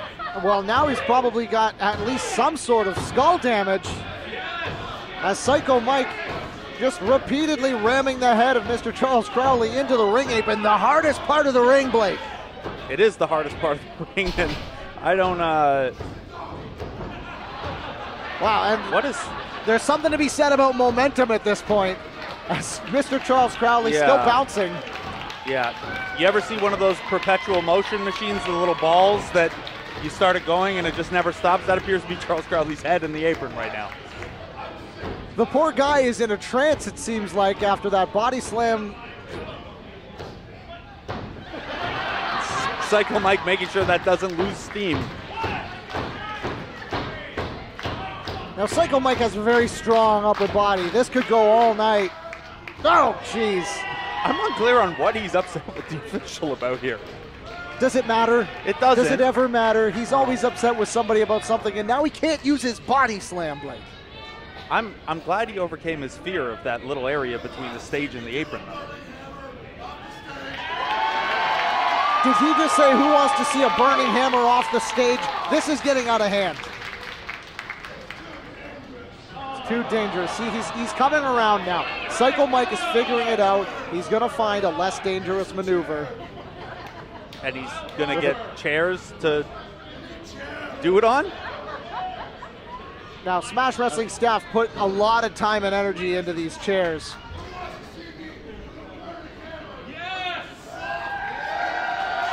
Mike, that's not safe for Mike. I think he just thinks that targeting a different body part is safer, Blake, but oh, geez. He almost slipped off the stage there. Oh, my goodness. Oh! Charles Crowley turning the tides here a little bit. He had to. He had no choice. So he's going to get a burning hammer off the stage onto some chairs. A safer move than a body slam. Allegedly. Allegedly. Oh, and Psycho Mike, just the hardest part of the ring, he becomes a victim. And then he falls in the lava between the stage and the apron that he was trying to avoid earlier on. Terrifying chasm. Oh! Whatever equilibrium Psycho Mike comes in with normally, now off after the springboard leg drop. It's a nice piece of work there from Charles Crowley. Goes for the cover. This could be it. Psycho Mike is like a man without a boat if he can't do his body slam. Now you gotta wonder how Litigator Luke feels about all this. You certainly do. He's, you know, Litigator Luke was pretty upset at our Smash versus WXW shows because he won, right? He got Psycho Mike to agree to not challenge for the title to waive the lawsuit, and then Psycho Mike got so far in Kevin Bennett's head that Kevin Bennett offered him the title shot anyway. Now this is an interesting thing to watch in addition to the body slam perhaps not being in play tomorrow, is that Kevin Bennett wanted that match because he wants to expose Psycho Mike for, in Kevin Bennett's estimation, being a comedy act, being not a serious professional wrestler, someone who doesn't take their craft as seriously as our Smash Wrestling champion Kevin Bennett. Maybe having to go into a different bag of tricks in the body slam makes Psycho Mike a more versatile competitor tomorrow, and he could prove it to Kevin Bennett. Oh, geez. Oh, here we go. No. Gravity and Psycho Mike are fighting again. Luckily fell into the ropes there. Saves him from a pinfall. Now, Mr. Charles Crowley is in firm control here. I think Psycho Mike is genuinely lost without that body slam. Big vertical suplex there from Crowley. Oh! There you go. He calls that spinning elbow the whirling dervish. Can he get 3 with it? Psycho Mike getting a shoulder up. Now, this is all about momentum at this point. We laugh, we joke, we have a good time with Psycho Mike, but he does have the biggest chance of his life tomorrow night. He could become the Smash Wrestling champion at AGS 9 in London. Yeah, here's the thing. If he wasn't a really effective pro wrestler, falling front slam from Crowley, and he goes to far leg this time. Better leverage there, but Psycho Mike still with the elbow, the shoulder up at 3. Now, Charles Crowley was willing to risk his own ribs on that maneuver. He's looking to stay undefeated in Smash Wrestling, and, well, he's going to have to get past the former, I guess, Baron of the body slam at this point. And if you're going up top. Oh, knees up right to those injured ribs. Charles Crowley, if they weren't hurt before, they absolutely are now. Now looking for the moonsault there, but Psycho Mike gets the knees up. He's going to take advantage here. Hip attacks directly to those injured ribs. 1, 2, 3. Oh my goodness. Charles Crowley trying to get out of that corner, but he doesn't have the time. 4. Boom! Psycho Mike saw him coming. Oh, a big boot to the side of the head. Nice My pump kick there goodness. from Mike. Oh, and a huge clothesline. Here we go. 1, 2. That's the end of it. No. And that's a tiny thing, not hooking the leg there when you have the momentum. I get it. You just flattened him. You think you've got the pin. Tomorrow night in London, every little thing like that is going to matter. No one's been able to take the title off of Kevin Bennett for over 1,300 days. If Psycho Mike's going to do it, every little piece of detail has to have attention to it. In the meantime, Psycho Mike calling for that burning hammer. He's got Charles Crowley up again. No, okay. Crowley's doing everything he can to avoid that safer maneuver. Oof! Oof. Right to the jaw with the point of the elbow. Oh, pump kick. A Psycho Mike specialty. Whoa! Whoa! Triple swing on the body slam. Psycho Mike almost spun out of his boots. Little Crowley carousel there. Is he going to go back up for that moonsault? Trying the moonsault a second time. Giving it a Charles shot from Crowley, a different corner. Again, we talk about everything. Oh, massive moonsault. Here we go. 1, 2. Psycho Mike kicks out just barely. You can see Crowley's lost the rib tape where it's fallen down lower. You can see the markings on Crowley's ribs where he's still not only suffering from it from 4 months ago, but during this match as well. Now the moonsault was a real choice here because it does damage the ribs, but you can tell Charles Crowley has been putting on size. So a moonsault is a perfect weapon for somebody who's gotten bigger, and he's got him into he's going for a triangle choke here. Now normally, in a triangle choke, it cuts off oxygen to the brain, but I don't know the last time Psycho Mike actually used his brain, so he may have forgotten it at home. It's a tough one, and the thing to watch on a move like this with someone of Mike's size and strength is, Crowley's shoulders are close-ish to the mat. Absolutely, and with weak ribs, there you go, there's that momentum as Psycho Mike stands him up and just pulls him up into a power bomb. Oh my goodness! Charles Crowley bounced on the mat. He launched him with that one. Ended up being basically a one-arm power bomb. I mean, heck, if you... Woo! Going for that spinning bump kick. Charles Crowley looking for the kick out. There we go. Boom! There it is. That discus pump kick. from Psycho Mike. Now this is normally where we'd see the body slam. We get the Going burning for that hammer. burning hammer again. Oh, my he hit goodness, it. the burning hammer. That has He to hit be it. it. 1, 2, 3. No, he kicked out. Wow. I'll Well, tell you you knew- what you knew- this crowd at Rec Room wants. Blake, you knew this was going to happen. Yeah, I thought the burning hammer would do it, but this Rec Room crowd here in Toronto, No mercy, Mike. Show it. Finish him. yeah, they've got a good idea what'll finish this. Oh, God. No. Oh, my goodness. That has to be it. 2, 3. Psycho Mike finishes it with a body slam.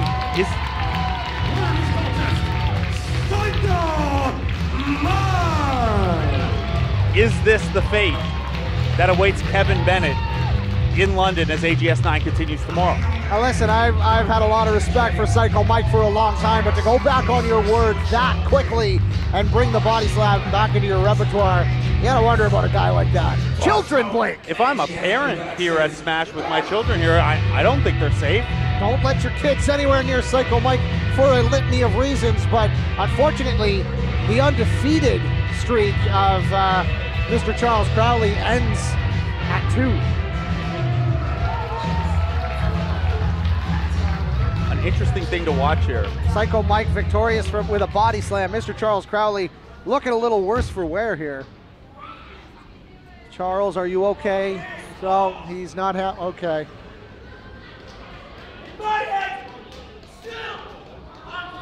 Oh, wow.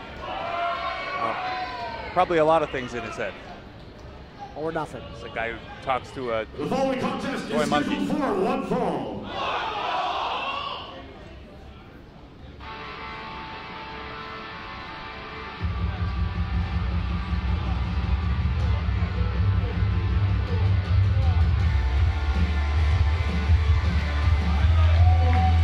Introducing first, from Toronto, Ontario, weighing in at 200 pounds, Sabre!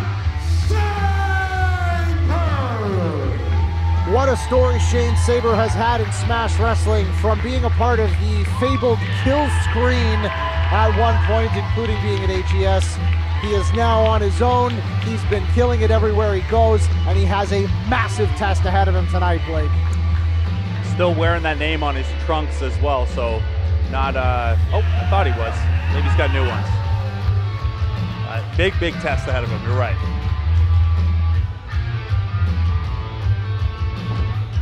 Shane Sabre from Toronto. It was announced as such, but he didn't get the hometown welcome you'd expect.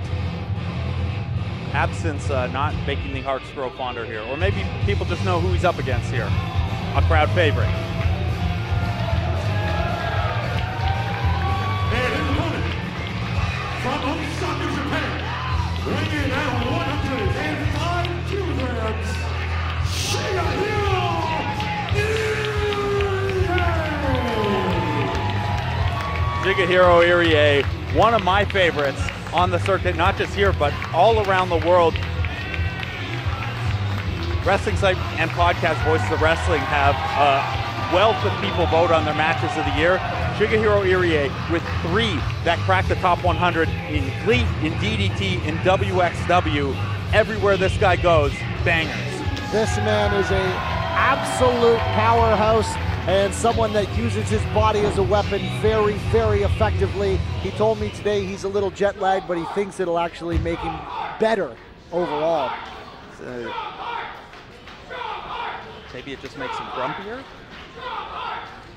I mean, a grumpy Irie is something that scares me. Yeah, it is the biggest, just about the biggest contrast you can have between how nice someone is outside of the ring versus inside of the ring. Shane Sabre looking for the handshake. A sign of respect here. Now, if that handshake could talk, Blake, it would say, I respect you, but I'm also about to stomp your head in. And that could go for either competitor at this point. Irie will have a little bit of the size advantage and certainly the strength advantage in this one. He clocks in at 5'8", 253. So we'll see. Sabre's got the height advantage, the reach advantage, maybe the speed advantage, but we'll see how this one plays out. Shane Sabre plays mind games. He is very good at the cerebral side of the game. Shigehiro Irie is good at just using his body as a cannonball, which sometimes is the most effective strategy. Yeah, here's the thing. Is pro wrestling a fight or is it an art? Shane Sabre would tell you there's a mental component that makes it more art. Shigehiro Irie would say, here is a body slam, a suplex, a punch in the face. Don't say body slam. Oh, yeah. It's too soon. Yes, that's right. There are children around. My God, Blake, the children. Shane Sabre with the quickness there. The drop toe hold gets him in a magistral cradle. Now, you got to be careful here. We're getting close to the ropes, and the referee didn't notice that, but it's very possible that if you get too close to the ropes, there's a small chance that that could cause some issues. Sabre with some good height there. Boom! And Irie met him at the ropes. You can't build momentum if there's a human cannonball running at you.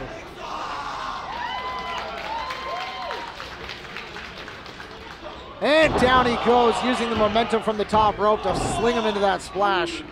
Only gets a 2 count. Shane Sabre, when fresh, is still one of the most tenacious athletes that you'll ever see. So Irie needs to stay on him. The Smash crowd, a little lukewarm on Sabre as he came out, as you mentioned. It's been nearly 4 years since Sabre was last with us in Smash Wrestling. But this is not the first time Shigehiro Irie has seen him recently. These two recently had a match out in Western Canada, so a bit of a rematch here. There should be a familiarity. It's a tough spot to be in as well if you're Shane Sabre, because you don't necessarily have the familiarity with the Smash Wrestling fans, but also Irie is so, wow, my goodness. That was a lightning quick lariat, and Shane Sabre showing why he belongs in that Smash Wrestling ring on AGS 9. Sabre gets off the mat so quickly for some of those elevated strikes. Looking to end it here.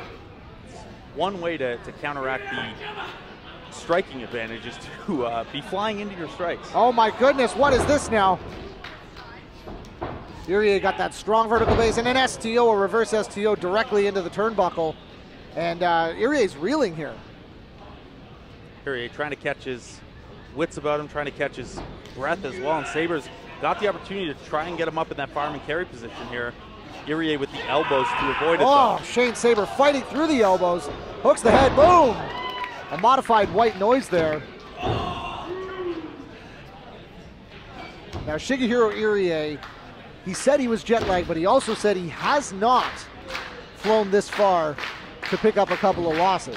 And that's what he did when he was with us in September. Now, he had a very difficult strength of schedule when it was Smash International Showcase.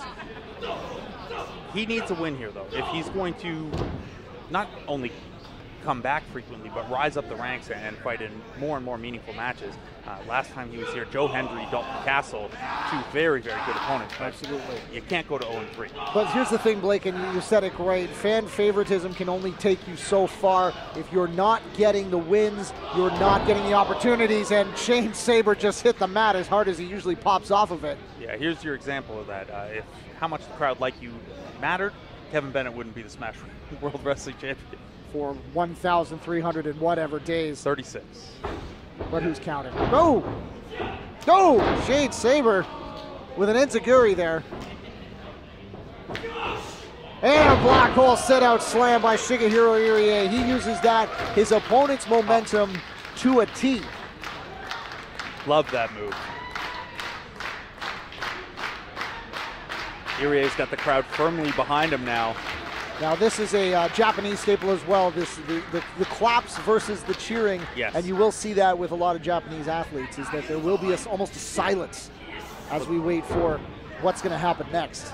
Irie looking for the pile driver there. Oh my goodness. Shane Sabre powers him up and over and down. Sabre may have overheard me a little earlier saying Irie had the strength advantage. That's a couple times now he's gotten Irie up. The opportunity, though, to get a man like Irie off his feet that often, it doesn't happen every day. So Shane Sabre has obviously been working on his strength training here, but nothing can prepare you for a stop. Oh my goodness! That's Irie with got a cannonball. Oh my goodness! A pile driver on the floor. Irie going for the kill right there. A pile driver on the floor. Shane Sabre is out. This is it. 1, 2. Shane Sabre kicks out. Somehow gets that shoulder up. The feel of this match, the momentum of this match, the intensity of this match just swung on a dime there. There is no way that Shane Sabre is going to be able to come back. A pile driver on the floor. This is a concrete floor, Blake. And the pile driver was the second impact there. He landed with a pretty good thud as Irie cannonballed him out of the ring there.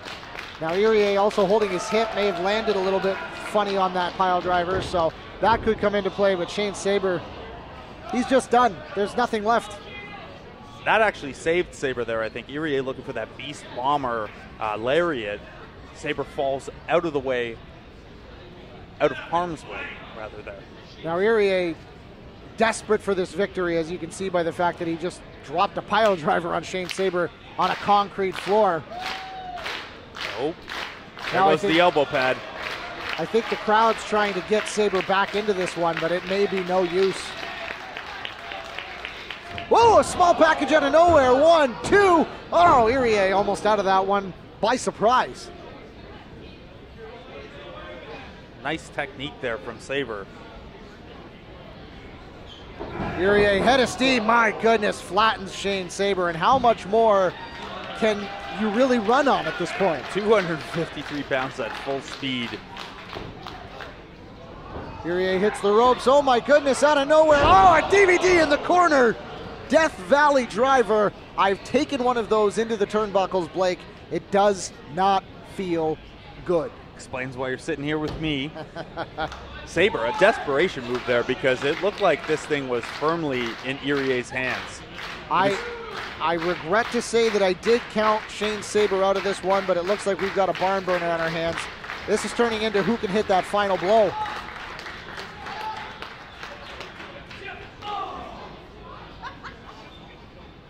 Sabre with the slingshot DDT. Oh my goodness.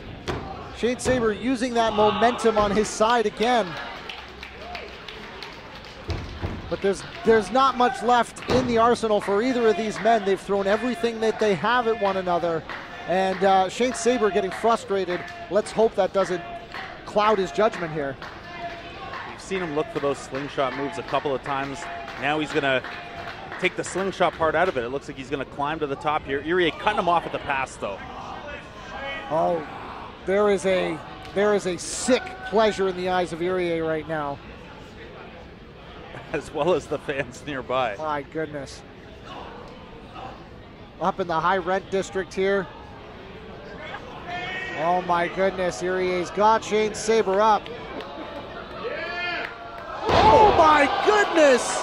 A super Samoan drop to the center of the ring. And if Irie can follow up here, we may have a 3 count on our hands. The ability to have Sabre up on your shoulders and execute the footwork necessary to turn that top rope position into a Samoan drop like that. Unbelievable work from Irie. Shigehiro Irie continues to impress with the legs that he will go to cause damage to his opponents. Massive cannonball. Shout out Hacker Scotty O'Shea. This has got to be it. 1, 2, and a big kick out. Shane Sabre is still in this thing somehow.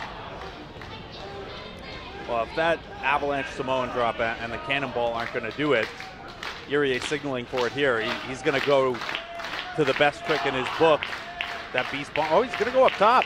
Thought he was calling for the beast bomber there, that running lariat. This is not something that we see often, but Shigehiro Irie is up top, and Shane Sabre almost pleading with him not to do it. Trying to get wrist control there so Irie can't do as he pleases from the top rope. He's just hanging on to anything he can and throwing whatever he's got left at the tank. And it's a little bit at least, some chops, some forearms. Desperation on the face of Shane Sabre. He is not going away without a fight. He's going up top. Oh, but Irie throwing back stinging shots. I don't think a headbutt is the right option here, Blake. Trading blows at the top here. Now hold on a second. Hold on a second, Blake. Is this going to be a what's good for the goose is good for the... Oh my God. Shane Sabre's got him. Oh my goodness! An avalanche white noise. That has to be it. Irie kicks out. What's left for either of these guys? Oh, a spear! Oh my goodness! I thought that was it. Credit to Sabre, just stringing these high impact moves together. Not sure how Irie is still able to kick out of these. A little bit left in the tank. How much is left? Both of these men need to be running on fumes. They've thrown their best shots. They've thrown super versions of their best shots. At this point, what's it going to take for either of these competitors to pick up the victory? And I'll tell you, this match started out with Sabre being a little unfamiliar to the crowd, at least in recent years. Irie being a fan favorite. This Rec Room crowd behind both of these guys now. Absolutely. Oh, and a massive forearm shiver by Irie. And Sabre fires back. And now we're just into a throw and see what happens scenario here. Yeah, wrist control is great to keep your opponent close for strikes, but that also keeps you close to them for strikes, and we're seeing that goes both ways here. Sabre getting a bit of the advantage. Exhaustion setting in on both men. Lactic acid, my God, Shigehiro Irie got those. Whoa, pass by. Blows through. Oh, a massive clothesline to the back of the head. Hip attack. And a cannonball to the spine. My goodness, there's got to be nothing left here as Irie hits the ropes. There it is. The Beast Bomber. That has got to be it. Shigehiro Irie is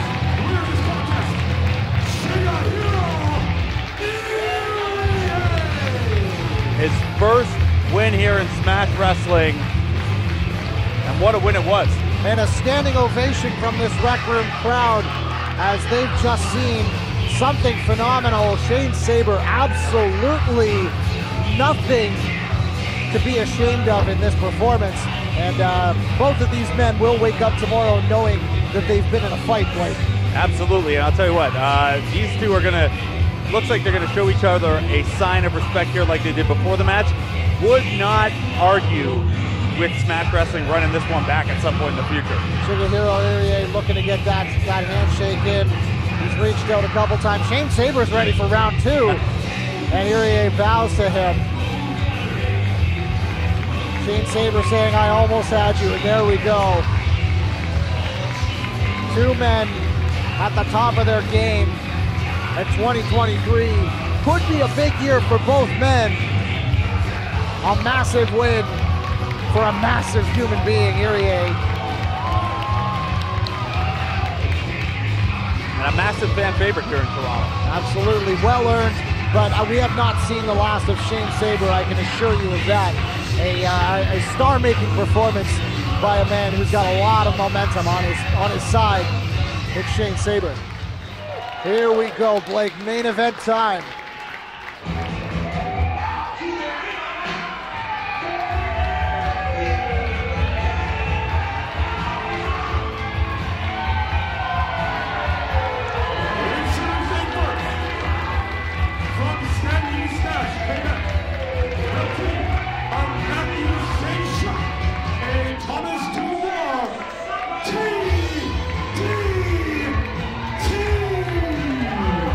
No strangers to Smash Wrestling rings, Blake. It's been a while since we saw the Crazy Outlaws, the Lumberjacks from Quebec, but here they are. Here they are indeed. I've always had a soft spot for these guys, going back to when I was at Smash Wrestling shows as a fan, not here with you.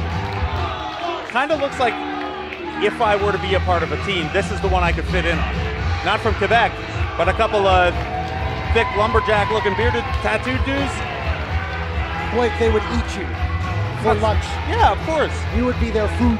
No, I'm just saying, if they need like a Miley type figure, as it would if they get to a spot of facing looks and looks. Now I'm picturing you in Miley's gear, and that makes me upset. As it should.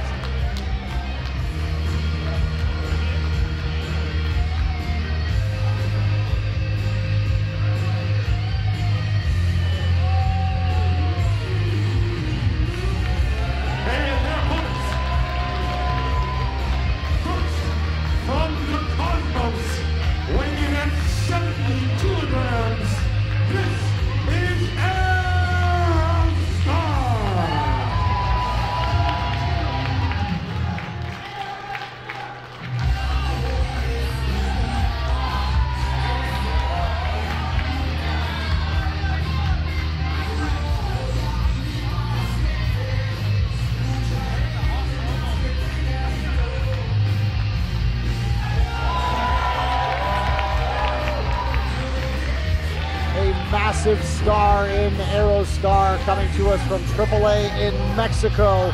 And he gets his name, he comes by it honestly, Blake.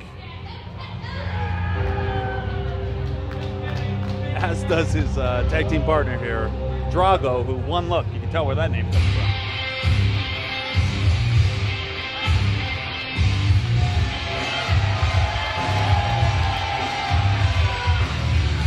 And his tag team partner from El Inframundo, weighing at 78 kilograms, this is Drago!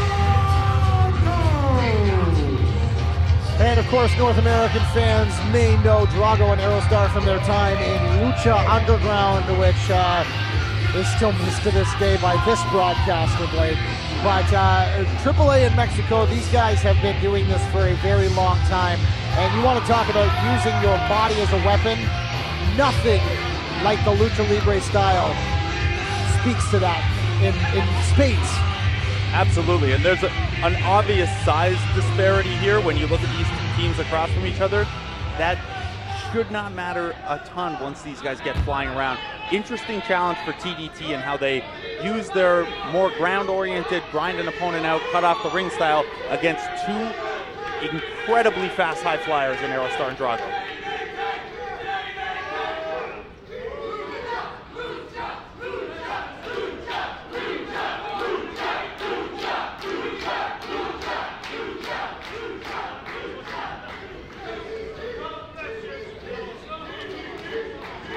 An interesting clash of styles, to be sure,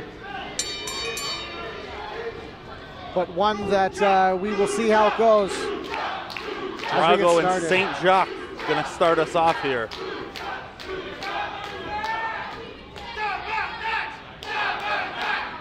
Now, something tells me that Matthew St. Jacques is not going to be pulling off any tope suicidas in this match. But I don't think so, but he's already surprised me once by getting this Smash Wrestling crowd behind Tabarnak the team as much as they're behind the Lucha tag team here.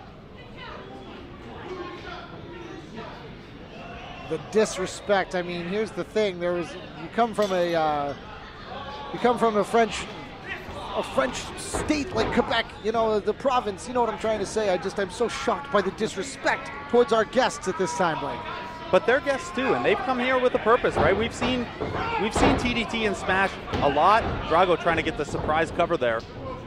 We've seen TDT and Smash a lot, and in talking to these guys earlier, they feel like while they've been here a lot and they've made a good impression, they have not been given the opportunities a team of their stature should be given. And I think they're looking specifically at those Smash Tag Team Championships. Well, you look at the whip-like speed, and here we go now as Aerostar showing what his name is all about. Let's get into the air and see what we can do here. He'll match up with Thomas Dubois here, about the biggest size matchup we'll have in mismatch in this match that we'll have. Dubois coming in at 6'2" to 5'7" for Aerostar. So big difference here, but you know how Aerostar is going to try to neutralize that. The Luchadors here, they've got that speed, they've got that momentum on their side here. Size is not necessarily something that Luchadors worry about, because at the same time, they'll just fly at you until you fall down. Yeah, everyone's the same height lying down on the mat. With that said, nothing quite as effective as an elbow to the face, and TDT in firm control of our guests here. Here we're going to start to see, I think, a little of what makes TDT such a special team. That connectivity between them, and also you're seeing here Aerostar reaching for a tag there. They cut the ring off. Dubois doing a good job to make sure that he doesn't have to go head-to-head with the freshman.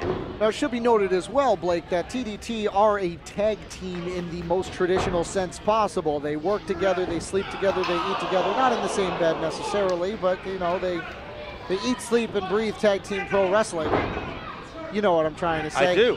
Whereas with Drago and Aerostar, yes, they are used to trios wrestling and all kinds of multi-man matches, but for the most part, they are single wrestlers. They also have a fascinating history together where they have been all over the world as a tag team, as part of trios teams, as rivals. these two, while they maybe don't have the 2v2 experience that TDT have, they might know each other better than any two wrestlers here in Smash. And I mean, that does pay off in spades when you have an opportunity to tag with your rival. You know what they're going to do and you know how to use it to your advantage. But again, TDT just overwhelming, using that power, that double team, pulling Aerostar into the ring now. A little bit of tornado action here, whether the referee likes it or not.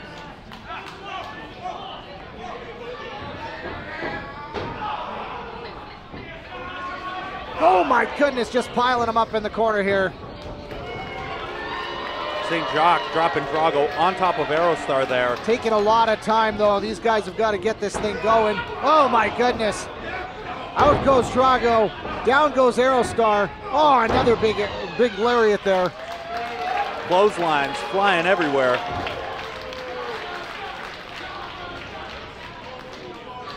This is not how I saw this match going, Blake. I need to be perfectly honest with you. I thought there was going to be a lot more high flying in the early stages of the match. I thought we were going to see a lot more of the Lucha Libre influence. But TDT, they're wrestling their pace, and they're doing it on their schedule, despite the fact that Drago and Aerostar have those abilities. It's the only choice they have, really, is to stick to their way of wrestling. They're not going to beat Drago and Aerostar at the Lucha style game. And yeah, being able to execute this early on, I think gives us a good sense of where TDT are at right now and how well prepared they came in for this one. And that is a mistake that a lot of younger, less seasoned teams would make, is trying to rise to the occasion against your opponents if they wrestle a different style. But TDT say, no, no, we're just going to smash you into puddles in the mat. Spine buster right there. Aerostar getting his shoulder up before the 3. Vicious spine buster from Matthew St. Jacques. Now you're Aerostar, you're Drago, you're on the plane over here. You realize you need to wrestle TDT. Is this what you're expecting coming in? And do they have that ability, do you think, Blake, to find that deep water and get to the occasion? I think they do. These two are both so experienced that they've seen every type of opponent at this stage. My goodness. I guess it doesn't matter if your legs are split like that. A little wishbone action. Wishbones are never fun. I can't imagine. But no, Aerostar and Drago are experienced enough. They've fought every type of individual wrestler, tag team wrestler, trios wrestlers. Oh my goodness, a springboard into a moonsault, middle of the ring. That's the most high flying we've seen in this match, which is incredible considering who's in that ring. Yeah, Thomas Dubois there, the biggest man in this match, being the one that unleashes the first move off the ropes is a big surprise.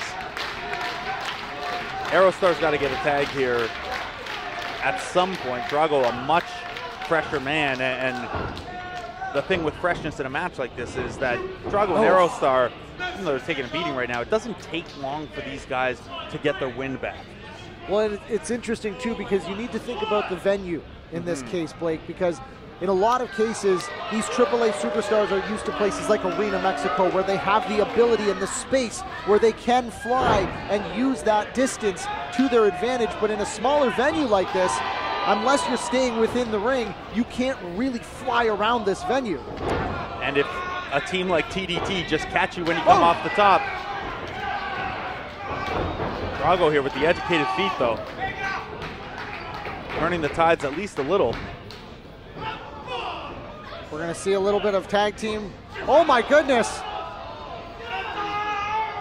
Assisted into the tornado DDT. TDT with a DDT. Step up drop kick here.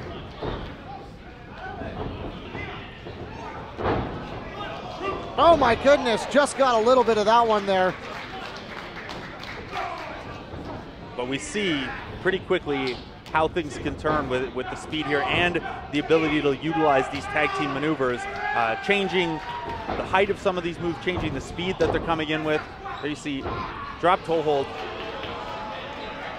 Oh my goodness, right into the double foot to the face. Again, size doesn't matter when you're laying down and getting kicked in the face. Most boots probably feel similar right in the face like that. I wouldn't know. I'll take your word for it. Well, Drago and Aerostar are showing that they're in full effect here. Matthew St. Jacques. Oh, double DDT. Now hold on, what's going on here? Double clothesline. Once again, Thomas Dubois being the one to come off the top rope. TDT are here to make a statement, Blake, after a long time away from Smash Wrestling. They're not to be considered afterthoughts. Absolutely not. And I know that a team as experienced as TDT knows better than to look past any opponents, especially ones like Drago and Aerostar. Oh my goodness, big backbreaker here. A little bit of tag team maneuvering here as well. Oh, big knee drop across the throat of Drago. That could be it. Let's ring the bell here. Aerostar. That's one way to break up a pin. Slingshot yourself over. Coming in from the high rent district here. I was going to ask, again, I know TDT wouldn't look past the team, any team, but especially a team this good. When you look at the Smash Wrestling Tag Team division, where TDT are one of the bigger teams, and some of the teams at the top of that division right now are on the speedier and more high-flying oriented end, do you think that this could be, a cutter out of nowhere? Maybe things won't continue that way, but a statement from TDT to some of these other teams. Another cutter out of nowhere, and Drago off the top with a big splash. 1, 2, no! Just kicks out of that one. And TDT taking a little time pin here. there. I don't. Well, Lucha Libre rules are a little different that way, Blake. But it looks like they're about to fly, and no, a double spear. Double everything right now. TDT not letting Aerostar and Drago get their feet under them for those jumping, flying moves. Double submission now here. Matthew St. Jacques with the Texas Cloverleaf, and Thomas Dubois with one of my favorite submissions, the Canadian Maple Leaf.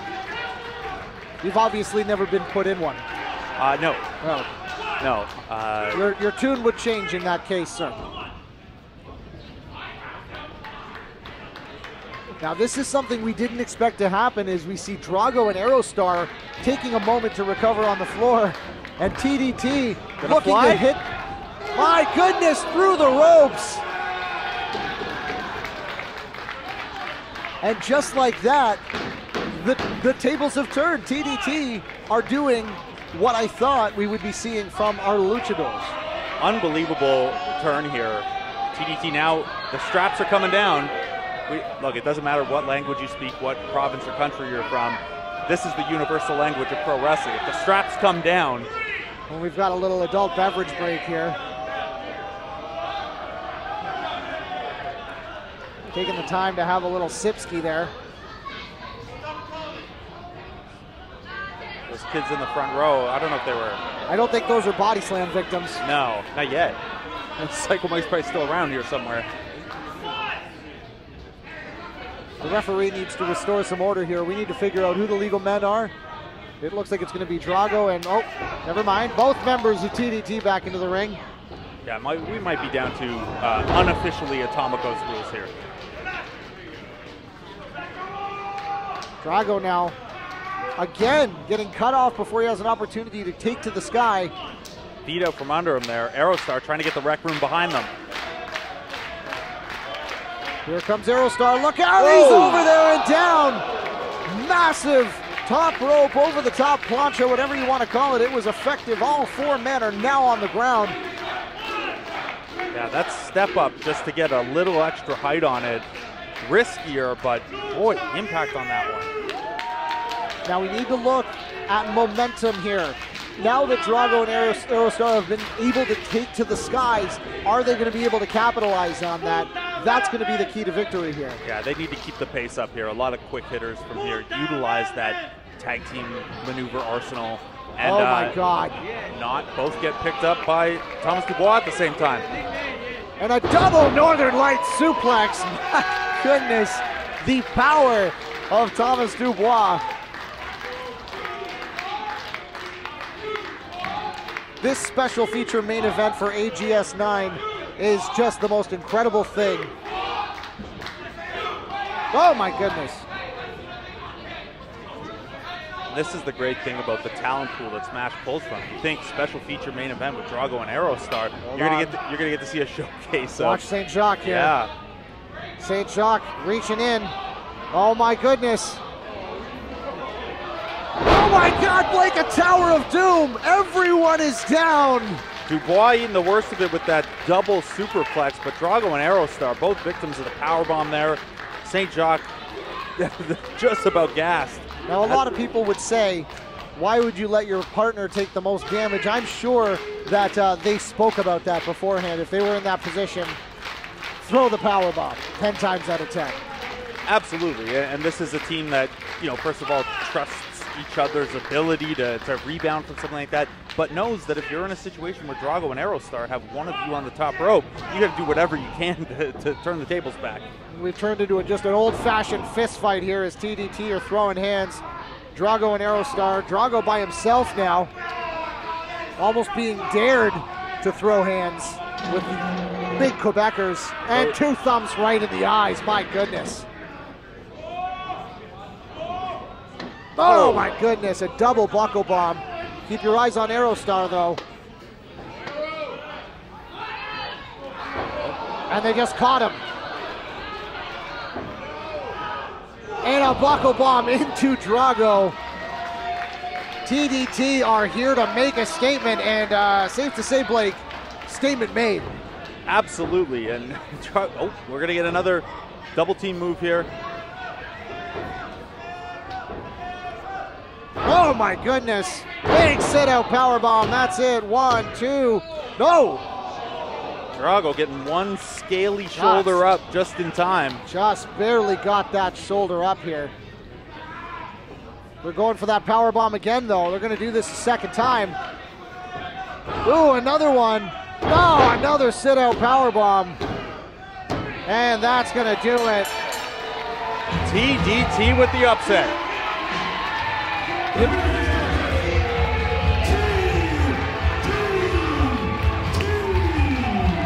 Now, I did not see this coming, but TDT showed up to make a statement, and statement made, as I said before, and just goes to show you, as we're on the road to Super Showdown, anything can happen at AGS 9.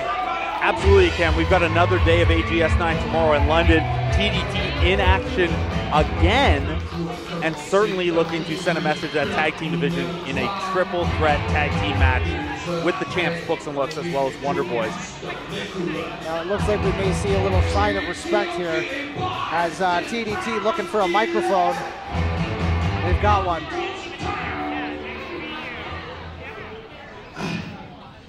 Now I'm going to do 2 things today that I'm not used to. Wrestling luchadors and speaking English. So bear with it, please.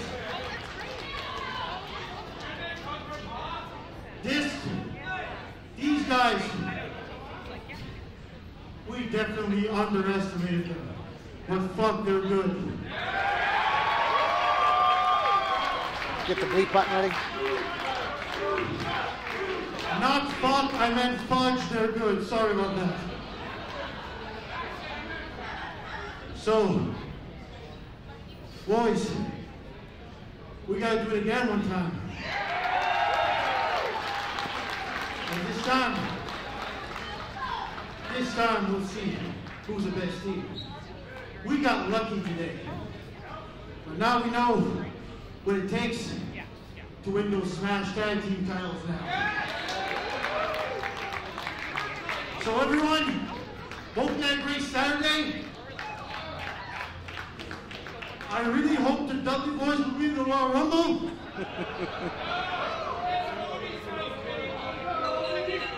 Well, whoa! Wait. Lucha Libre! Listen and repeat. Lucha Libre!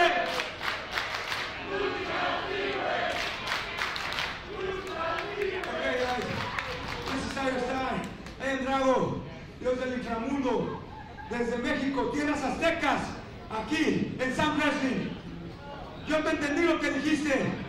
Si ustedes entienden, se lo traducen este cabrón. Nos queremos romper la madre de nuevo con ellos. No importa las veces que sean. Queremos una lucha de revancha. Si el público, afición, quiere revancha. Revancha. ¿Entiendes? ¡Otra vez! ¡Otra vez! La gente, repito, la gente es la que manda. Did he say nice thing? Well, ladies and gentlemen, have a good night. Well, folks, after a main event like that, all we can do is say thank you for joining us for AGS 9, and we will see you very soon. The road to Super Showdown rolls on. Blake, thanks for joining me tonight. Thanks for having me. Can't wait for tomorrow and the rest of the road to Super Showdown. For Blake Murphy, for Dustin Perry, my name is Casey Andrews. Have a great evening and take care of yourself.